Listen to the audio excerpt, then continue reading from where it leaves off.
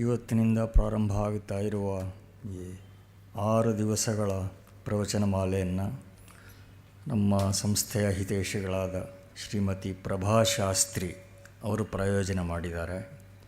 ಅವರಿಗೆ ಅವರ ಪರಿವಾರಕ್ಕೆ ಎಲ್ಲ ಶ್ರೇಯಸ್ಸು ಉಂಟಾಗಲಿ ಅಂತ ಹಾರೈಸ್ತೇನೆ. ಈಗ 2 ತಿಂಗಳ ಹಿಂದೆ ಪ್ರಾರಂಭವಾದ ವಿಷಾದವು ಯೋಗವೇ ಅನ್ನುವ ಮುಖ್ಯ ವಿಷಯದ ವಿವೇಚನೆಯನ್ನು ಆದರಣೀಯ ವಿದ್ವಾನ್ ಗಣೇಶ ಭಟ್ ಹೋಬಳಿಯವರು ಈ ಮಾಲಿಕೆಯಲ್ಲಿ ಮುಂದುವರಿಸ್ತಾ ಇದ್ದಾರೆ. ಬರೀ ಅರ್ಜುನನ ವಿಷಾದ ಅಲ್ಲ, ಅದು ನಮ್ಮ ಎಲ್ಲರ ವಿಷಾದವೂ ಆಗಿದೆ. ಅದರಿಂದ ಅರ್ಜುನ ಏನಾದರೂ ಮಾಡಿಕೊಳ್ಳಿ ಅಂತ ನಾವು ಇರುವ ಹಾಗಿಲ್ಲ. ಇದು ವೇದಾಂತ ಗ್ರಂಥ. ಅರ್ಜುನ ನಮ್ಮೆಲ್ಲರ ಪ್ರತಿನಿಧಿಯಾಗಿದ್ದಾನೆ. ಸರ್ವಲೋಕಾನುಗ್ರಹಾರ್ಥಂ ಅರ್ಜುನಂ ನಿಮಿತ್ತೀಕೃತ್ಯ ಅಂತ ಭಗವತ್ಪಾದರು ತಮ್ಮ ವ್ಯಾಖ್ಯಾನವನ್ನು ಆರಂಭ ಮಾಡ್ತಾರೆ. ಹೀಗೆ ಅರ್ಜುನನ ಮನಸ್ಸಿನ ತುಮುಲವನ್ನು ನಾವೆಲ್ಲ ಅರ್ಥ ಮಾಡಿಕೊಳ್ಳಲೇಬೇಕಾಗಿದೆ. ಧೃತರಾಷ್ಟ್ರ ಸಂಜಯರ ನಡುವಣ ಸಂವಾದದ ಹಲವಾರು ಸ್ವಾರಸ್ಯಗಳಿಗೆ ವಿದ್ವಾನ್ ಗಣೇಶ್ ಭಟ್ರು ಕಳೆದ 3 ದಿವಸಗಳ ಮಾಲಿಕೆಯಲ್ಲಿ ಗಮನ ಸೆಳೆದಿದ್ದರು. ಆ ಅರ್ಜುನನ ಜೊತೆ ಈ ಮಾನಸ ಯಾತ್ರೆಯನ್ನು ಮುಂದುವರಿಸಬೇಕು ಅಂತ ವಿದ್ವಾನ್ ಗಣೇಶ್ ಭಟ್ ಹೋಬಳಿಯವ್ರನ್ನ ತಮ್ಮೆಲ್ಲರ ಪರವಾಗಿ ಪ್ರಾರ್ಥನೆ ಮಾಡ್ತೇನೆ. ಯೋಂತಃ ಪ್ರವಿಶ್ಯ ಮಮ ವಾಚಮಿಮಾಂ ಪ್ರಸುಪ್ತಾಂ ಸಂಜೀವಯತ್ಯಖಿಲಶಕ್ತಿಧರಸ್ವಧಾಮ್ನಾ ಅನ್ಯಾಂಶ್ಚ ಹಸ್ತಚರಣಶ್ರವಣತ್ವಗಾದೀನ್ ಪ್ರಾಣಾನ್ನಮೋ ಭಗವತೆ ಪುರುಷಾಯ ತುಭ್ಯಂ. ಯಾವರ್ಣಪದವಾಕ್ಯಾರ್ಥಗದ್ಯಪದ್ಯಸ್ವರೂಪಿಣೀ ವಾಚಿ ನರ್ತಯತು ಕ್ಷಿಪ್ರಂ ಮೇಧಾನ್ ದೇವಿ ಸರಸ್ವತೀ. ಮೂಕಂ ಕರೋತಿ ವಾಚಾಲಂ ಪಂಗುಂ ಲಂಘೇತೆ ಗಿರಿಂ ಯತ್ಕೃಪಾ ತಮಹಂ ವಂದೇ ಪರಮಾನಂದಮಾಧವಂ. ನಾರಾಯಣಃ ಪರೋ ವ್ಯಕ್ತಾದಂಡಮವ್ಯಕ್ತಸಂಭವಂ ಅಂಡಸ್ಯಾಂತಸ್ತ್ವಿಮೇ ಲೋಕಾಃ ಸಪ್ತದ್ವೀಪಾ ಚ ಮೇದಿನಿ. ಶ್ರುತಿಸ್ಮೃತಿಪುರಾಣಾನಾಂ ಆಲಯಂ ಕರುಣಾಲಯಂ ನಮಾಮಿ ಭಗವತ್ಪಾದಂ ಶಂಕರಂ ಲೋಕಶಂಕರಂ. ನಮಸ್ತಸ್ಮೈ ಭಗವತೆ ಶಂಕರಾಚಾರ್ಯರೂಪಿಣೆ ಯೇನ ವೇದಾಂತವಿದ್ಯೇಯಂ ಉದ್ಧೃತಾ ವೇದಸಾಗರಾತ್. ಈ ವಿಚಾರ ಸಂಸ್ಥೆಯಲ್ಲಿ ಸೇರಿದಂಥ ನನ್ನ ಭಗವದ್ಗೀತಾ ಬಂಧುಗಳೇ ಮತ್ತು ಈ ಉಪನ್ಯಾಸ ಮಾಲಿಕೆಯ ಪ್ರಾಯೋಜಕರೇ ಹಾಗೂ ಹಿರಿಯರೇ, ಕಳೆದ 2 ತಿಂಗಳುಗಳ ಹಿಂದೆ ನಾವು ಸೇರಿದಾಗ ವಿಷಾದವೂ ಯೋಗವು ಎನ್ನುವಂತಹ ಶೀರ್ಷಿಕೆಯ ಅಡಿಯಲ್ಲಿ 3 ದಿನಗಳ ಕಾಲ ಯಾರ ವಿಷಾದ ಹೇಗೆ ಯೋಗವಾದೀತು ಎನ್ನುವಂತಹ ವಿಷಯವನ್ನು ಇಟ್ಟುಕೊಂಡು ನಾವು ಯಥಾಮತಿ ಚಿಂತನೆ ಮಾಡಿದ್ದೇವೆ.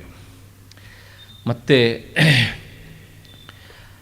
ಆ ಸಂದರ್ಭದಲ್ಲಿ ಗೀತೆಯ ಪೀಠಿಕಾ ಭಾಗವಾಗಿ ಕೆಲವು ವಿಚಾರವನ್ನು ನಾವು ಚಿಂತನೆ ಮಾಡಿದ್ದೇವೆ. ಹಾಗೆ ಆ ವಿಷಯ ಮುಂದುವರೆದು ಮತ್ತೆ ಗೀತೆಯ ಈ ವಿಷಾದ ಯೋಗದ ಮೊದಲನೇ ಅಧ್ಯಾಯದ ಸುಮಾರು 8 ಶ್ಲೋಕಗಳನ್ನು ನಾವು ಈ ವೇದಿಕೆಯಲ್ಲಿ ಯಥಾಮತಿ ಚಿಂತನೆ ಮಾಡಿದ್ದೇವೆ. ಇವತ್ತು ನಾವು ವಾಸ್ತವಿಕವಾಗಿ ಈ 9ನೆಯ ಶ್ಲೋಕದಿಂದ ನಮ್ಮ ಈ ಉಪನ್ಯಾಸವನ್ನು ಪ್ರಾರಂಭಿಸಬೇಕು. ಆದರೆ ಈ ಹಿಂದಿನ ಉಪನ್ಯಾಸಗಳ ಒಂದು ಸ್ಮರಣೆಯನ್ನು ತಮ್ಮ ಗಮನಕ್ಕೆ ತರುವುದು ಲೇಸು ಅಂತ ನಾನು ಭಾವಿಸ್ತೇನೆ. ಯಾಕೆಂದರೆ ಈ ಮಧ್ಯದಲ್ಲಿ ಬಹಳಷ್ಟು ದಿನಗಳ ಅಂತರ ಬಂದಾಗ ಅದು ನೆನಪಿರುವುದಕ್ಕಿಂತ ಮರೆತು ಹೋಗುವುದೇ ಹೆಚ್ಚು. ಮತ್ತು ಅದಾದಮೇಲೆ ಎಷ್ಟೋ ವಿಷಯಗಳನ್ನು ನಾವು ಕೇಳಿಯೂ ಇರ್ತೇವೆ. ಹಾಗೆ ಕೇಳ್ತಾ ಇರುವಾಗ ನಾವು ಎಲ್ಲಿವರೆಗೆ ಬಂದು ನಿಂತಿದ್ದೆವು ಎನ್ನುವಂಥದ್ದು ಸಹ ಕೆಲವು ಸಲ ನೆನಪಿರುವುದಿಲ್ಲ. ಹಾಗಾಗಿ ಈ ಹಿಂದೆ ಆದಂಥ ಒಟ್ಟು ಸಾರವನ್ನು 1-2 ನಿಮಿಷಗಳಲ್ಲಿ ನಿಮ್ಮ ಮುಂದೆ ಇಟ್ಟುಬಿಡ್ತೇನೆ. ಮೊದಲನೇ ಶ್ಲೋಕದಲ್ಲಿ ಧೃತರಾಷ್ಟ್ರ ಸಂಜಯನ ಹತ್ತಿರ ಯುದ್ಧಕ್ಕಾಗಿ ಧರ್ಮಕ್ಷೇತ್ರವಾದಂಥ ಕುರುಕ್ಷೇತ್ರದಲ್ಲಿ ನನ್ನವರು ಹಾಗೂ ಪಾಂಡವರು ಇವರು ಸೇರಿಕೊಂಡು ಏನು ಮಾಡಿದರು ಎನ್ನುವಂತಹ ಪ್ರಶ್ನೆಯನ್ನು ಕೇಳಿದ. ಆ ಸಂದರ್ಭದಲ್ಲಿ ನಾನು ಒಂದು ಮಾತನ್ನು ಹೇಳಿದ ಜ್ಞಾಪಕ, ಭಗವದ್ಗೀತೆಯನ್ನು ಓದಬೇಕು ಅಂತ ತೆರೆದ ತಕ್ಷಣ ಮೊದಲು ವೇದವ್ಯಾಸರು ತನ್ನ ಕುರುಡು ಮಗನಾದಂಥ ಧೃತರಾಷ್ಟ್ರನನ್ನು ನಮಗೆ ಪರಿಚಯಿಸ್ತಾರೆ. ಯಾಕೆ ಎನ್ನುವಂಥದ್ದಕ್ಕೆ ನಾವು ಸ್ವಲ್ಪ ಚಿಂತನೆ ಮಾಡಿದ್ವಿ.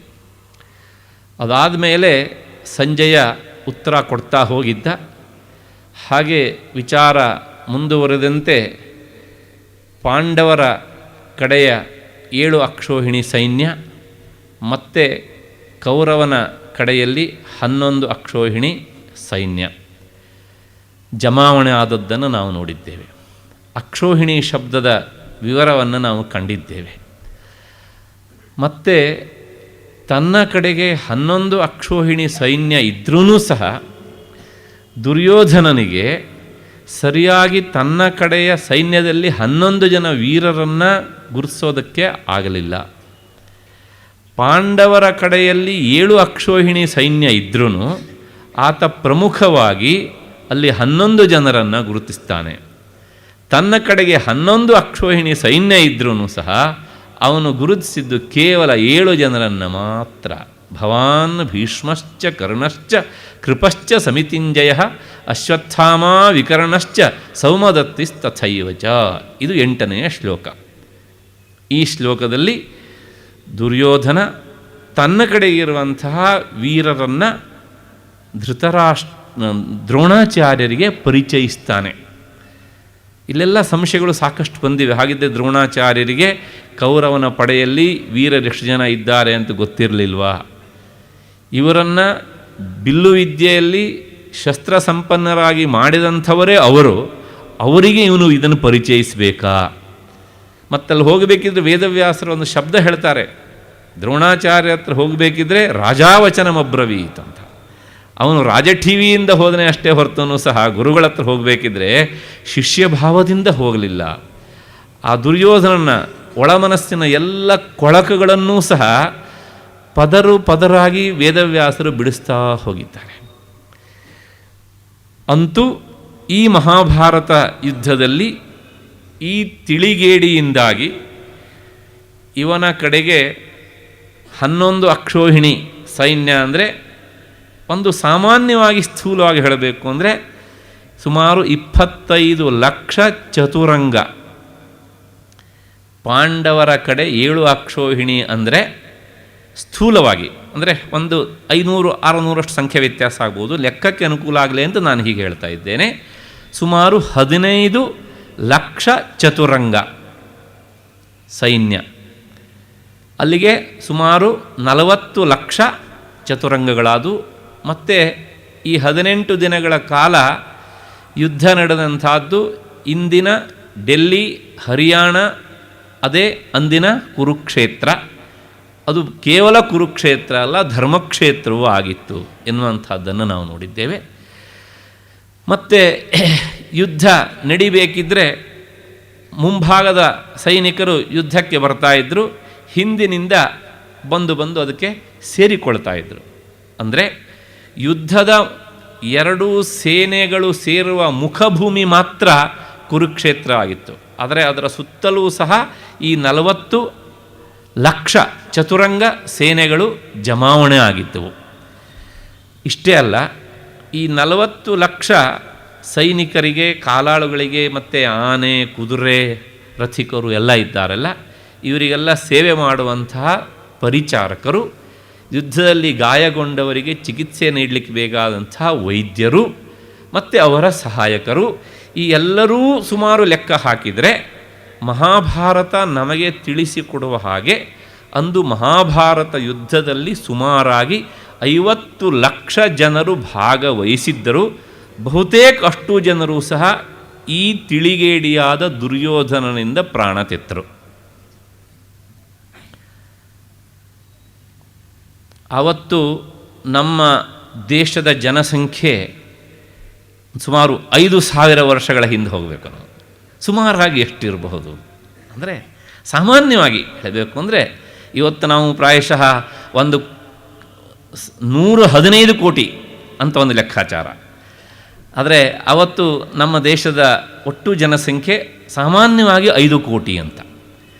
5 ಕೋಟಿ ಜನಸಂಖ್ಯೆಯಲ್ಲಿ 50 ಲಕ್ಷ ಜನರು ಮಹಾಭಾರತ ಯುದ್ಧದಲ್ಲಿ ಮಡಿದರು ಅಂತಾದರೆ, ಈ ದೇಶದ 1/20 ಜನಸಂಖ್ಯೆ ದುರ್ಯೋಧನನಿಗೋಸ್ಕರ ಪ್ರಾಣ ತೆತ್ತರು.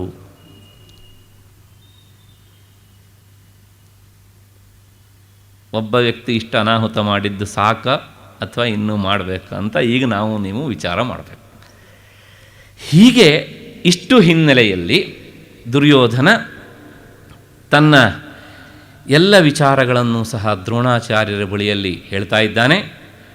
ಆ 7 ಜನರ ಬಗ್ಗೆ ಅವನಿಗೆ ಯಾರ ಬಗ್ಗೂ ವಿಶ್ವಾಸ ಇಲ್ಲ.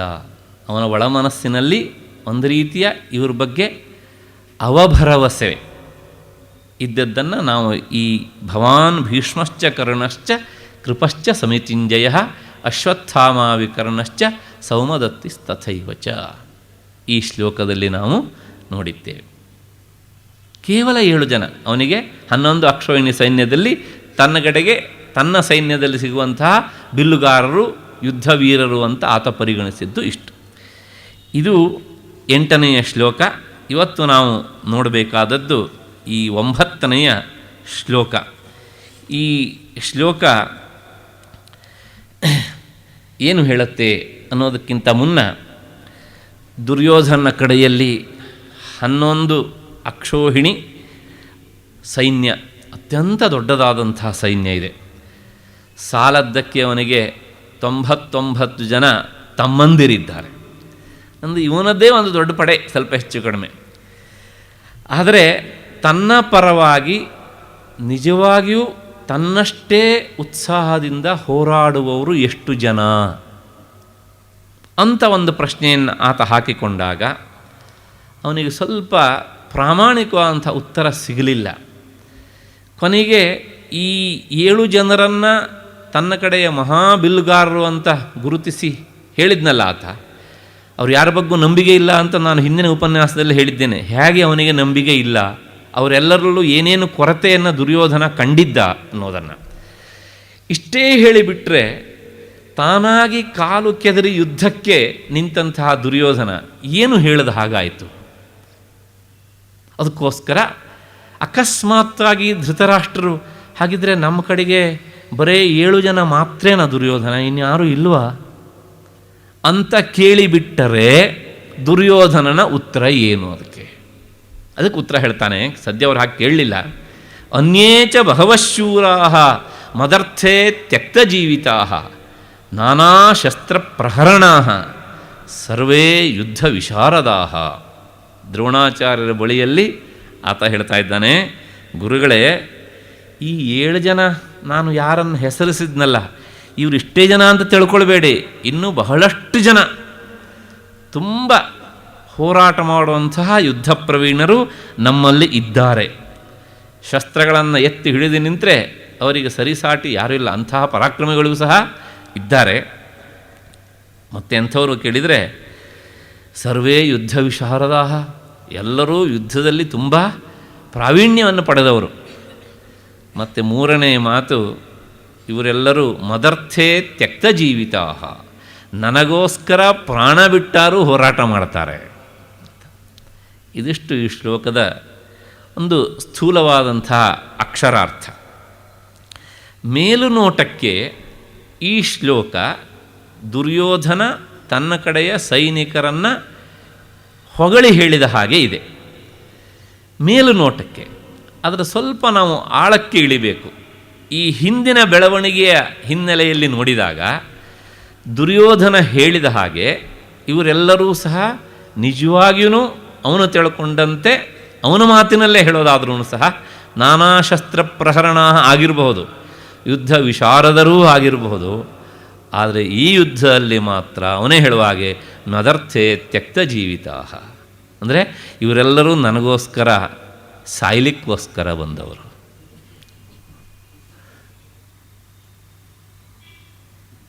ಅಂದರೆ ಈ ಮಾತನ್ನು ಹೇಳ್ತಾ ದುರ್ಯೋಧನ ಹೇಳ್ತಾನೆ ನೋಡಿ, ಅನ್ಯೇಚ ಬಹವಃ, ಇನ್ನೂ ಬಹಳಷ್ಟು ಜನ ಇದ್ದಾರೆ ಲೆಕ್ಕಕ್ಕೆ. ಯಾಕೆ ಲೆಕ್ಕಕ್ಕೆ ಅಂತ ಹೇಳ್ತೇನೆ ಅಂದರೆ, ಈ ಕೆಲವು ಸಲ ಈ ಲೆಕ್ಕಕ್ಕೆ ಅಂತ ಹೇಳಬೇಕಿದ್ರೆ ಅವರೆಲ್ಲ ಲೆಕ್ಕಕ್ಕಿದ್ದಾರೆ ಅಂತ ಹೇಳಿದಾಗಲೇ ಅವರ ಪ್ರಾಮುಖ್ಯತೆ ಲೆಕ್ಕಕ್ಕಿಲ್ಲ ಅನ್ನೋದು ಗೊತ್ತಾಗುತ್ತೆ ನಮಗೆ. ಹಾಗಾಗಿ ಅವರೆಲ್ಲರೂ ಸಹ ಬಹಳಷ್ಟು ಜನ ಇದ್ದಾರೆ. ಆ ನಿಜವಾಗಿ ಅವರ ಪ್ರಾಮುಖ್ಯತೆ ಇದ್ದದ್ದಿದ್ದರೆ ಅವರನ್ನೆಲ್ಲ ಹೆಸರಿಸಬೇಕಿತ್ತಲ್ವ. ಪಾಂಡವರ ಕಡೆಗೆ 11 ಜನರನ್ನು ಮತ್ತೆ 7 ಜನರನ್ನು ಅಥವಾ 18 ಜನರನ್ನು ಗುರುತಿಸಿದ್ದಾನೆ ಸ್ವಾರಸ್ಯ ಅಂದರೆ. ಆದರೆ ಇವನ ಕಡೆಗೆ ನೆಟ್ಟಿಗೆ 7 ಜನವೂ ಸಿಗಲಿಲ್ಲ. ಮತ್ತು ಇದ್ದವ್ರನ್ನ ಹೇಳಬೇಕಿದ್ರೂ ಸಹ ಲೆಕ್ಕಕ್ಕಿದ್ದಾರೆ ಎನ್ನುವಂಥ ಧಾಟಿಯಲ್ಲಿ ಆತ ಮಾತನಾಡ್ತಾ ಇದ್ದಾನೆ.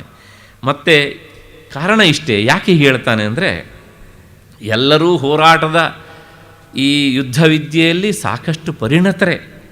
ಆದರೆ ಏನು ಮಾಡೋಣ ಅಂದರೆ, ಸಮಸ್ಯೆ ಇನ್ನೊಂದೇನು ಅಂದರೆ, ಇವರೆಲ್ಲರಿಗೂ ವಾಸ್ತವಿಕವಾಗಿ ದುರ್ಯೋಧನನಿಗೆ ಈ ಯುದ್ಧದಲ್ಲಿ ಎಷ್ಟು ಕಳಕಳಿ, ಎಷ್ಟು ಆಸಕ್ತಿ, ತಾನು ಗೆಲ್ಲಬೇಕು ಅನ್ನೋಂಥ ಭಾವನೆ ಉಂಟೋ ಅಂತಹ ಭಾವನೆ ಇವರು ಯಾರಿಗೂ ಇಲ್ಲ. ಯಾಕೆ ಅಂದರೆ, ಪಾಂಡವರ ಕಡೆಗೆ ಬಂದವರೆಲ್ಲರೂ ಸಹ ಪಾಂಡವರು ತಮ್ಮ ಬಂಧುಗಳು ಎನ್ನುವಂತಹ ಅನುಬಂಧದ ಹಿನ್ನೆಲೆಯಲ್ಲಿ ಬಂದು ಸೇರಿಕೊಂಡವರು. ದುರ್ಯೋಧನನ ಕಡೆಗೆ ಬಂದವರು ಬಹಳಷ್ಟು ಜನ ಇವನು ದಾರಿಯಲ್ಲಿ ತಡೆದು ತನ್ನ ಕಡೆಗೆ ಸೇರಿಸಿಕೊಂಡವರು. ಉದಾಹರಣೆಗೆ ಶಲ್ಯ, ಹಾಗೆ ಬಹಳಷ್ಟು ಜನ. ಅಂದರೆ ಇಲ್ಲಿ ಬಂದು ಸೇರಿಕೊಂಡವರಲ್ಲೂ ಸಹ ಎಷ್ಟೋ ಜನ ತಮ್ಮ ಒಳಮನಸ್ಸಿನಿಂದ ಪಾಂಡವರ ಪಕ್ಷಪಾತಿಗಳು. ಆದರೆ ಹೋಗಬೇಕಿದ್ರೆ ಈತ ದಾರಿಯಲ್ಲಿ ತಡೆದು ತನ್ನ ಕಡೆಗೆ ಕರೆಸಿಕೊಂಡಿದ್ದರಿಂದ ಅವರೆಲ್ಲರೂ ದುರ್ಯೋಧನನ ಕಡೆಗೆ ನಿಂತಿದ್ದಾರೆ. ಅಂದರೆ ಅವರ ಶರೀರ ದುರ್ಯೋಧನನ ಸೈನ್ಯದಲ್ಲಿ ಇದೆ, ಮತ್ತು ಅವರ ಮನಸ್ಸು ಪಾಂಡವರ ಕಡೆಗೆ ಇದೆ. ಅವನೇ ಹೇಳಿದ ಹಾಗೆ ಭೀಷ್ಮಾಚಾರ್ಯರು, ಮತ್ತು ನಾವು ಮುಂದೆ ನೋಡ್ತೇವೆ ದ್ರೋಣಾಚಾರ್ಯರು, ಇವರೆಲ್ಲರೂ ಸಹ ಹೇಗೆ ಇವನ ಕಡೆಗೆ ಇದ್ರೂ ಸಹ ಮನಸ್ಸು ಪಾಂಡವರ ಕಡೆಗೆ ಇತ್ತೋ ಹಾಗೆ ಇದ್ದಾರೆ. ಅದಕ್ಕೋಸ್ಕರ ಅವನಿಗೆ ಒಂದು ಅಳುಕುಂಟು. ಇವರು ಯಾರೂ ಸಹ ನಿಜವಾಗಿ ನನಗೋಸ್ಕರ ಬಂದವರಲ್ಲ, ಪಾಂಡವರಿಗೋಸ್ಕರ ಬಂದಿದ್ದವರು ಆಗಿದ್ದರೂ ನನ್ನ ಒತ್ತಾಸೆಗೆ ಈ ಕಡೆಗೆ ಬಂದಿದ್ದಾರೆ. ಹಾಗಾಗಿ ಇವರು ಯಾರೂ ಸಹ ಮನಸ್ಸಿಟ್ಟು ಹೋರಾಡುವವರಲ್ಲ. ಇದು ಒಂದು ಅಂಶ. ಮತ್ತು ಎರಡನೇದು, ಕೌರವನ ಕಡೆಗೆ ಬಂದು ಸೇರಿಕೊಂಡವರಲ್ಲಿ ಬಹಳಷ್ಟು ಜನರಿಗೆ ನಾವು ಯಾರ ವಿರುದ್ಧ ಯುದ್ಧ ಮಾಡಬೇಕು ಅನ್ನೋದೇ ಗೊತ್ತಿಲ್ಲ. ಯಾಕೆ ಗೊತ್ತಿಲ್ಲ ಅಂದರೆ, ಅವರಿಗೆ ಪಾಂಡವರು ಗೆದ್ದರೂ ಒಂದೇ, ಕೌರವರು ಗೆದ್ದರೂ ಒಂದೇ. ಯಾರೋ ಹೇಳಿದ್ದಾರೆ ಅವ್ರ ಕಡೆಯವರು ಯುದ್ಧಕ್ಕೆ ಬರಬೇಕು ಅಂತ ಬಂದಿದ್ದಾರೆ. ಒಂದು ದೃಷ್ಟಿಯಲ್ಲಿ ಹೇಳಬೇಕು ಅಂದರೆ, ಇವತ್ತಿನ ಈ ರಾಜಕೀಯ ಸಭೆಗಳಿಗೆ ಲಾರಿಯಲ್ಲಿ ಹೋಗುವ ಹಾಗೆ ಬಂದಿದ್ದಾರೆ, ಇಳಿದಿದ್ದಾರೆ, ಅವರೆಲ್ಲರಿಗೂ ಸಹ ಕೊಟ್ಟಿದ್ದಾರೆ ಕೈ ಒಂದೊಂದು ಆಯುಧವನ್ನು. ಹೀಗೆ ಬಂದು ಸೇರಿಕೊಂಡವರಿಗೆ ಯಾರು ಗೆದ್ರಿ ಏನಂತೆ, ಯಾರು ಈ ದೇಶದ ರಾಜ ಆದರೆ ಏನಂತೆ, ನಮಗೇನೋ ಒಂದಿಷ್ಟು ಯುದ್ಧ ಮುಗಿಯೋಷ್ಟು ದಿವಸ ಒಂದಿಷ್ಟು ಕವಳ ಸಿಕ್ತಲ್ಲ, ಸಿಕ್ಕಿದ್ರೆ ಕವಳ, ಅಲ್ಲದಿದ್ದು ನಮ್ಮದೇ ಬಲಿ. ಈ ತೀರ್ಮಾನದ ಹಿನ್ನೆಲೆಯಲ್ಲಿ ಬಹಳಷ್ಟು ಜನ ಬಂದು ಸೇರಿದ್ದಾರೆ. ಆ ಹಿನ್ನೆಲೆಯಲ್ಲಿ ದುರ್ಯೋಧನನ ಮಾತು ನೋಡಿ ಅವನು ಹೇಳ್ತಾನೆ, ನಿಜವಾಗಿ ಇವರೆಲ್ಲರೂ ಸಹ ನನ್ನನ್ನು ಗೆಲ್ಲಿಸುವುದಕ್ಕೋಸ್ಕರ ಬಂದು ಸೇರಿಕೊಂಡವರು ಅಂತ ಹೇಳಬೇಕಲ್ವ. ಯುದ್ಧದ ಯಜಮಾನ ಯಾವನಿರ್ತಾನೋ ಅವನಿಗೆ ಅವನನ್ನು ಗೆಲ್ಲಿಸುವ ಸೈನಿಕರು ಬೇಕೋ, ಅವನಿಗೋಸ್ಕರ ಸಾಯುವ ಸೈನಿಕರು ಬೇಕೋ. ಆ ಮಾತು ಸ್ಫುಟವಾಗಿ ಕಾಣುತ್ತೆ ನಮಗಲ್ಲಿ. ಮದರ್ಥೇ ತ್ಯಕ್ತ ಜೀವಿತ, ನನಗೋಸ್ಕರ ಇವರೆಲ್ಲರೂ ಸಹ ಸಾಯ್ಲಿಕ್ಕೋಸ್ಕರ ಬಂದವರು ಅಷ್ಟೇ ಹೊರತು ಸಹ ನನ್ನನ್ನಿವರು ಗೆಲ್ಲಿಸುವುದಕ್ಕೆ ಬಂದವರಲ್ಲ. ಅಂದರೆ ಅವರ ಒಂದು ಅಸಾಮರ್ಥ್ಯ ಮತ್ತು ದುರ್ಯೋಧನನ ಒಂದು ರೀತಿಯ ಆ ಮನಸ್ಸಿನ ಅಳಕು, ಇದು ಎರಡೂ ಭಾವವನ್ನು ವೇದವ್ಯಾಸರು ಈ ಶ್ಲೋಕದಲ್ಲಿ ನಮ್ಮ ಮುಂದೆ ಇಡ್ತಾರೆ. ಆದರೆ ಏನಾಗಿದೆ ಕೇಳಿದರೆ, ತಾನಾಗಿ ಯುದ್ಧ ಬೇಕು ಅಂತ ಕಾಲಕ್ಕೆದರಿ ಪಾಂಡವರನ್ನು ಕರೆದಿದ್ದಾನೆ. ಈಗ ಯುದ್ಧ ನಿಶ್ಚಯ ಆಗಿದೆ, ರಣಭೂಮಿಗೆ ಬಂದೂ ಆಗಿದೆ, ಹಿಂದೆ ಹೋಗುವಂತೆ ಇಲ್ಲ. ಇಂತಹ ಸ್ಥಿತಿಯಲ್ಲಿ ಏನು ಮಾಡಬೇಕು? ಹಿಂದೆ ಅಡಿ ಇಟ್ಟರೆ ಅವಮಾನ, ಮುಂದೆ ಹೆಜ್ಜೆ ಇಟ್ಟರೆ ಹೀಗಾಗ್ಬೋದು ಎನ್ನುವಂಥ ನಿರೀಕ್ಷಣೆ ಅವನಿಗೆ ಗೊತ್ತಿದೆ. ಅಂದರೆ ಯುದ್ಧದ ಪ್ರಾರಂಭದಲ್ಲಿಯೇ ಅವನಿಗೆ ಒಂದು ರೀತಿಯ ಡಕ, ಅವನ ಮನಸ್ಸು ನಿನಗೇ ಸೋಲು ಎನ್ನುವಂತಹ ಭಾವನೆಯನ್ನು ಕೊಡ್ತಾ ಇದೆ ಹೆಚ್ಚೆಚ್ಚಾಗಿ. ಇಂಥ ಸ್ಥಿತಿಯಲ್ಲಿ ಈಗ ಆತ ನೇರವಾಗಿ ಪಕ್ಕದಲ್ಲಿ ಈಗಾಗಲೇ ಯಾರ ಹತ್ರ ಬಂದು ನಿಂತಿದ್ನೋ ದ್ರೋಣಾಚಾರ್ಯರ ಹತ್ರ ಬಂದು ಮಾತನ್ನು ಹೇಳ್ತಾನೆ. ಮುಂದಿನ ಶ್ಲೋಕ ನೋಡಿ. ಅಪರ್ಯಾಪ್ತಂ ತದಸ್ಮಾಕಂ ಬಲಂ ಭೀಷ್ಮಾಭಿರಕ್ಷಿತಂ ಪರ್ಯಾಪ್ತಂತು ಇದಮೇತೇಷಾಂ ಬಲಂ ಭೀಮಾಭಿರಕ್ಷಿತಂ. ಈ ಗೀತೆಯ ಮೊದಲನೇ ಅಧ್ಯಾಯದ ಶ್ಲೋಕಗಳಲ್ಲಿ ಇದು ಒಂದು ರೀತಿಯ ಗೊಂದಲವನ್ನು ಉಂಟು ಮಾಡುವ ಶ್ಲೋಕ. ಬಹಳಷ್ಟು ಜನ ವ್ಯಾಖ್ಯಾನಕಾರರು ತಮ್ಮ ತಮ್ಮ ಜಾಡಿನಲ್ಲಿ ಇದಕ್ಕೆ ವಿವರಣೆಯನ್ನು ಹೇಳಿದ್ದಾರೆ.